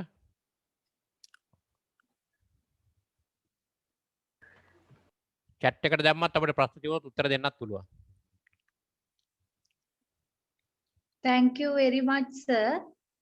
ඔව් දරුවන්ට තෑගි දෙන්න පොතක් ලබන සතියේ මාතෘකාවට ගොඩක් කැමතියි සර්. ඒක එනකන් බලාගෙන ඉන්නවා. ඔව්. බොහොම ස්තුතියි සර්. ඔව් බොහොම සන්තෝෂයි. ඒක හොඳ මාතෘකාවක්. අනිවාර්යයෙන්ම. හොඳයි සර්. ගොඩක් අවත් අදහස් එම සර් සුබ සන්ධ්‍යාවක්. ගොඩක් වේවා. ස්තුතියි සර්ට. ඇත්තටම ලබන සතියේ පුත මටත් හරි මේකත් වටිනවා. ලබන සතියේ පුතත් එනකම් බලාගෙන ඉන්නවා. ඒ වගේම සර් පොඩි ඉල්ලීමක් කරන්න කැමතියි. මේ කොවිඩ් වසංගතයත් එක්ක මිනිස්සු හරි පීඩණයෙන් ඉන්න හින්දා සර් වගේ කෙනෙක්ගේ මේ ගන්න වෙලාවෙන් චූටි වෙලාවක් අරගෙන මේ සරල සංයමයේ අභ්‍යාසයක් වෙන රිලැක්සේෂන් එකක් වගේ දෙයක් සර් මම මේ යෝජනාවක් විතරයි. මම හිතන හරි ප්‍රයෝජනවත් වේවි සර්. ඔව්. අපි ලබන සුමානේ මේ වැඩසටහනක් කරමු. ඔකන වා කියන එක යොම රිලැක්ස් එක්සර්සයිස් එකකුත් අපි ඒක අතුර දාගමු විනාඩි 10ක් විතර. ඒක හොඳයි ඔය යෝජනාව. අපි ඒක කරමු. වෙන මොනවද තියෙනවද? අද කොහොමත් මේ අයිබෝන් දවස්වල ගුරු රිලැක්ස් පියාණන් ගන්න හොඳයි. ඔව් කියන්න. ගුරු පියාණන්ගේ අවසරයි. ඇත්තම ගොඩාක් සතුටුයි මෙවැනි වැඩසටහනක් කිරීම සම්බන්ධව. සර්ගේ පොත්පත් වලින් අපි ආපු දුර ගමන් තවත් ඉදිරියටම අපි යනවා. ඒක අර කතාවක් තියෙනවා සර් කිව්ව එක මට ගොඩක් දැනුණා. අර බාධක මැද ඉදිරියේ මොන නදියද නැවතුනේ කියලා තියෙන්නේ සින්දුවකුත් තියෙනවා. ඉතින් බාධක කියන්නේ ඇත්තටම අපිට අපේ ජීවිතේ ජීවත් කරන දෙයක්. ඒක නැත්තම් අපිට දැනෙන්නේ නැහැ කොහොමද මේ ජීවිතේ මේ මෙච්චර සුන්දරද කොච්චර කටුකද කියලා. ඉතින් මේ අපි ගිය ගමනත් සර්ගෙන් ලැබිච්ච දැනුම සහ සර් එක්ක අපි ගිය දුර තව ඉදිරියට යන්න අපි බලාපොරොත්තු වෙනවා. ඉතින් ගොඩක් ස්තුතියි මේ වෙලාව මම හිතන්නේ මේ කොවිඩ් ප්‍රසංගතයත් එක්ක තියෙන්නේ අපිට ගොඩාක් දුරට අභියෝගයක්. ඒ වගේම ඒ කාලේ නිදහස අපිට අපේ ජීවිතය සාර්ථක කරගන්න ගොඩක් දේවල් කරන්න පුළුවන් කියලා මට දැනෙනවා. ඒ කියන්නේ ලියන්න පුළුවන්, කියවන්න පුළුවන්, ඇත්තටම ගෙදර වැඩ ටික ඔක්කොම කරන්න පුළුවන්. හොඳම අවස්ථාවක්. මම හිතන්නේ අනිත් අයටත් මේක අමුගේ සාර්ථකත්වයට ගන්න තරම් වටිනවා කියලා මට චූටි අදහසක් ප්‍රකාශ කරන්න තියෙනවා. ගොඩක් ස්තුතියි අවස්ථාව දුන්නේ. හොඳයි. අපි තවත් අදහස් ඒව තියෙනවද? ඔව් ඇත්තම සර් මේ මහත්මයා කිව්ව එක ඇත්ත. දැන් සර්ලා වගේ අයගෙන් ගුරුවරුකම් අරගෙන ආපු අය අපි. ඉතින් ඇත්තටම මේ අපි නිතර මේ ඒක මන් දන්නේ ඒක නිකන් උණක් කියන්නේ. හරි ආසයි සර්. දැන් නිතර ඒ වගේ අහන්න. ඉතින් මං හිතන්නේ සර්ට මේ ඇත්තටම දිගට මේ වගේ වැඩසටහන් කරන එක ලොකු පිනක්. ගොඩක් ස්තුතියි සර්. අනිවාර්යයෙන්ම අපි කරනවා. මොකද අපිට උඟක් වැදගත් වෙනවා මේ දැන් කියන්නේ මේ කොරෝනා කාලේ වෙන වැඩකුත් නැහැ කරන්නේ. ඒකෙන් මේක අපිට කරන්න පුළුවන්කම තියෙනවා. අර එක්කෙනෙක් ඉල්ලලා තුණා මේ අර අංකේ දාන්න කියලා මම chat එකට දැම්මා. ආයෙත් මම තවසරක් මීටින් ID එක කියවන්නම්. මම සමහරුන් ලියා ගන්න බැරුණයි කියලා. ආයෙත් චෙක් කරලා බලන්න 896යි 797යි 51යි 560 ID එක 896යි 797යි 51යි 560 පාස්වර්ඩ් එක 921යි 0.32 921යි 0.32 මම මේ chat එකකට දැම්ම ඔබට කියව ගන්න පුළුවන්. බොහොම සන්තෝෂයි. අපි බලමු උත්සාහ කළා. මොකද අඩු ගානේ මේ පොත් කියවන පුරුද්දට අපි ළමයි පොළඹවා ගන්නට ඕන. අපිත් පෙළඹෙන්නට නැවත වරක්. මම හිතන්නේ මේ පොත් කියවන්න පුළුවන් වෙච්ච අය මේ කොරෝනා කාලේ කිසි ප්‍රශ්නයක් නැතුව ඒගොල්ලෝ සන්තෝෂෙන් ඉන්නවා. මොකද ඇත්තටම මේ පොතකුත් එක්ක අපි යනවනේ ඉතිහාසයකට. දැන් මේ චීනේ ගැන චීනේ මේ ගමක ස්වභාවය, ගම්වල උදේට කරන වැඩ, මේ මිනිස්සු මේ වැඩ කරන ආකාරය, වැඩට ගිය ආකාරය මේවා තේරෙන අපිට කවදාවත් දැනගන්න බෑ. දැන් මේ පොතකින් තමයි අපිට දැනගන්න පුළුවන්. මේවා ඇත්ත කතානේ. දැන් මේ ලී ශුංගමේගේ ඇත්ත කතාව. ඒතර එයා ගමක් දකින්න ආකාරය. අර සුන්සින්ගේ අම්මලා තාත්තලා මෙයා හදපු ආකාරය. ඒගොල්ලෝ කාම කාපු හැටි. ඒගොල්ලෝ මිලියන ගාණක් මැරෙනකොට බේරිලා හිටපු හැටි. දැන් අපි කතා කරන්නේ මෙච්චර 1000 2000 මැරෙනවායි කියන්නේ. දැන් මේ සුන්සින් කියනවා ඒගොල්ලන්ගේ අර සාගතයේ වෙලාවේ මිලියන ගාණක් මැරුණා. ඒ මිලියන ගාණක් මැරලා ඒගොල්ලෝ අඩු ගාණ ගස්වල පොතු වගේ දේවල් දාලා තමයි සුප් එක හදාගත්තේ. මඤ්ඤොක්කා වතුරක් කාලා තමයි දවස ගෙවාගත්තේ. එහෙමත් නැති අය මැරිලා තියෙනවා. එතකොට අපිට පේනවා මේ වගේ වසංගත වලට මිනිස්සු මුණ දීලත් ඔරොත්තු දෙනගන්න. ඒකෙන්ද අපි මේ වගේ වසංගතයක් ආවත් අපිත් හිතන්න ඕනේ ඒකටත් අපිට මුණ දෙන්න පුළුවන් කියලා. ඒ හයියකුත් ලැබෙනවා. ඔය මේවයි පොතක් කියවනකොට. ඒකයි මේ පොත්වල තියෙන වටිනාකම. thank you sir මේ ප්‍රෝග්‍රෑම් එක හරිම වටිනවා. අපේ බැච් එකේ සුසීමයි සුමිත්‍රිත් ඒ ගැන කතා කරා. ඒ හරි සතුටේ අලත් සහභාගී වීම ගැන. මොකද පොතක් ගැන මේ කතා කරනවා නම් ඒක තමයි වැදගත්. මොකද අපි මේ මනෝවිද්‍යාව හරහා කියපු පොත් ටික අපිට එනවා කියන්නේ අපි අර ඒ ප්‍රෝග්‍රෑම් එකේ ආයි රිෆ්‍රෙෂ්මන්ට් එකක් අපිට එනවා වගේ. ඒක හරිම වැදගත්. thank you මේක දිගටම කරගෙන යන්න කියලා මම සුබපත් කරනවා සර්ට. හොඳයි. බොහොම ස්තුතියි. අපි තවත් කරමු ඉස්සරහට. තවත් අදහස් මොනවද තියෙනවද? අපිට තව විනාඩි 5ක් විතර තියෙනවා. තව යෝජනා අදහස් තියෙනවා අපිට. මොකද සමහරකට යෝජනාත් ඕගොල්ලන් එන්න පුළුවන්. මොකද මම හිතපු දෙයට මම කරන්නේ. ඒකට ඕගොල්ලන්ට වෙනත් විදියකට මේක අදහස් දැනගන්න ඕනේ. ඒවත් යෝජනා කරත් අපිට හිතන්න පුළුවන් මොනවද කරන්න ඕනේ කියලා. මොකද මේක යාවජීව අධ්‍යාපනයක්. යාවජීව අධ්‍යාපනය කියන්නේ දැන් සහභාගී වෙන අය වැඩිහිටි අධ්‍යාපනයක ගුරුවරයාව තරම්මත්තා ඊටත් වැඩි වැදගත් වෙන්නේ සහභාගී වෙන අය. සහභාගී වෙන අයටත් අදහස් තියෙන්න පුළුවන්. සමහරවිට වෙනත් විදියකට මේක හිතන්න පුළුවන්. මේකට විරුද්ධ අදහසක් එන්න පුළුවන්. ඒක සේරම මේ සාකච්ඡාවකට ගන්න පුළුවන් අපිට. ඒකත් වැදගත් වෙනවා.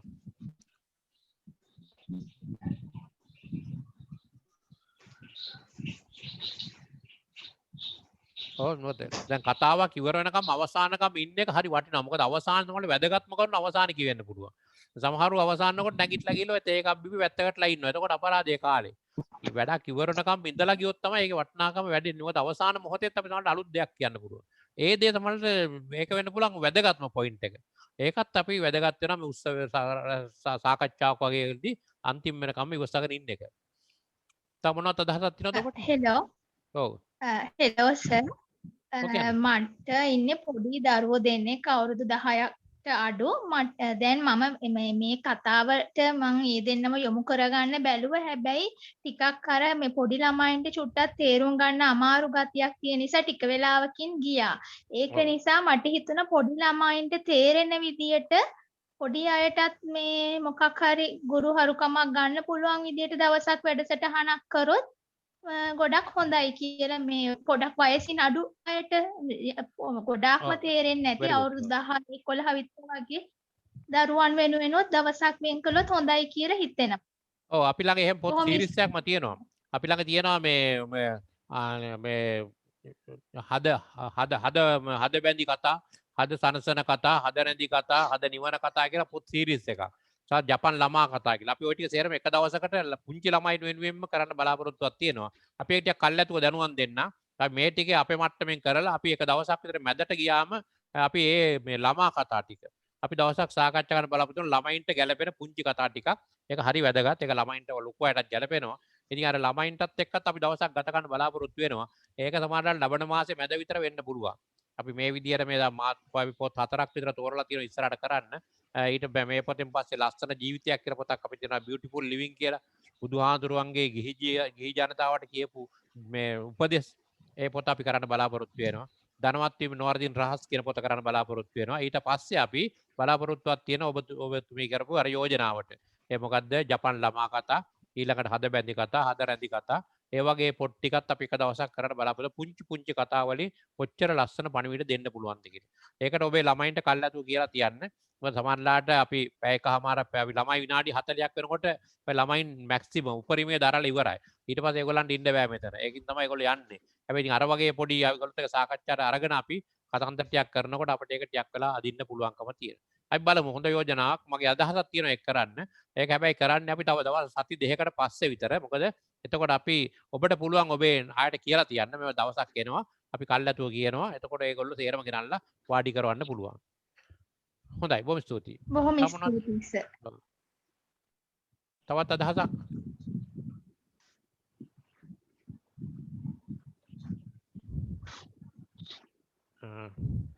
හොඳයි. අපි යන අවසන් කරමුනේ. මම මේ නැවතවර සුබ ප්‍රාර්ථනා කරන සියලු දෙනාටම අද උගත් දෙනෙක් හිටියා 250 කට ආසන්න ගාණක් අපි අහලා තියෙනවා. ඒක ලොකු දෙයක්. අපි ලබන සුමානෙත් මේ වගේම කණ්ඩායමක් එක්ක සහ මීටත් වැඩි කණ්ඩායමක් එක්ක අපිට 300ක් දක්වා යන්න පුළුවන්. ඒකින්ද ඔබේ ප්‍රමාණය වැඩි වුණාට අපිට බය වෙන්න දෙයක් නැහැ. අපිට 300කට එක වෙලාවට ලොග් වෙලා අහන්න පුළුවන් වැඩසටහනක් අපි ළඟ තියෙන්නේ. ඒකින්ද ඔබට ඉස්සරහට ඒක සම්බන්ධ වෙන්න පුළුවන්. ඒ වගේම ඉස්සරහට අපේ තව අපි ළඟදී ආපහු පෞරුෂ වර්ධන පාඨමාලා පටන් ගන්නවා. ඒ පාඨමාලා පිළිබඳ විස්තරත් අපි ලබන සුමානේ දේශනයේදී පැහැදිලි කරලා දෙන්න. ඒ උනන්දුවක් දක්වන අයට ඒකට බැඳෙන්නත් පුළුවන්. මොකද මේක අතහරින්න එපා. මේ කොරෝනා කාලේ මේක තමයි හොඳම වෙලාව.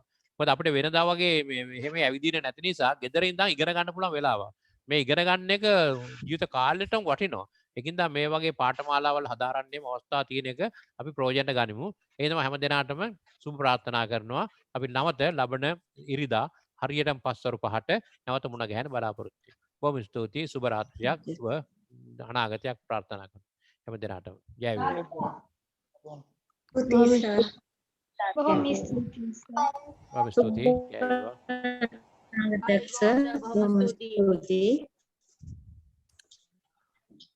ස්තුතියි සර්. සතුටුයි හැම දිනාටම. බොහොම ස්තුතියි සර්.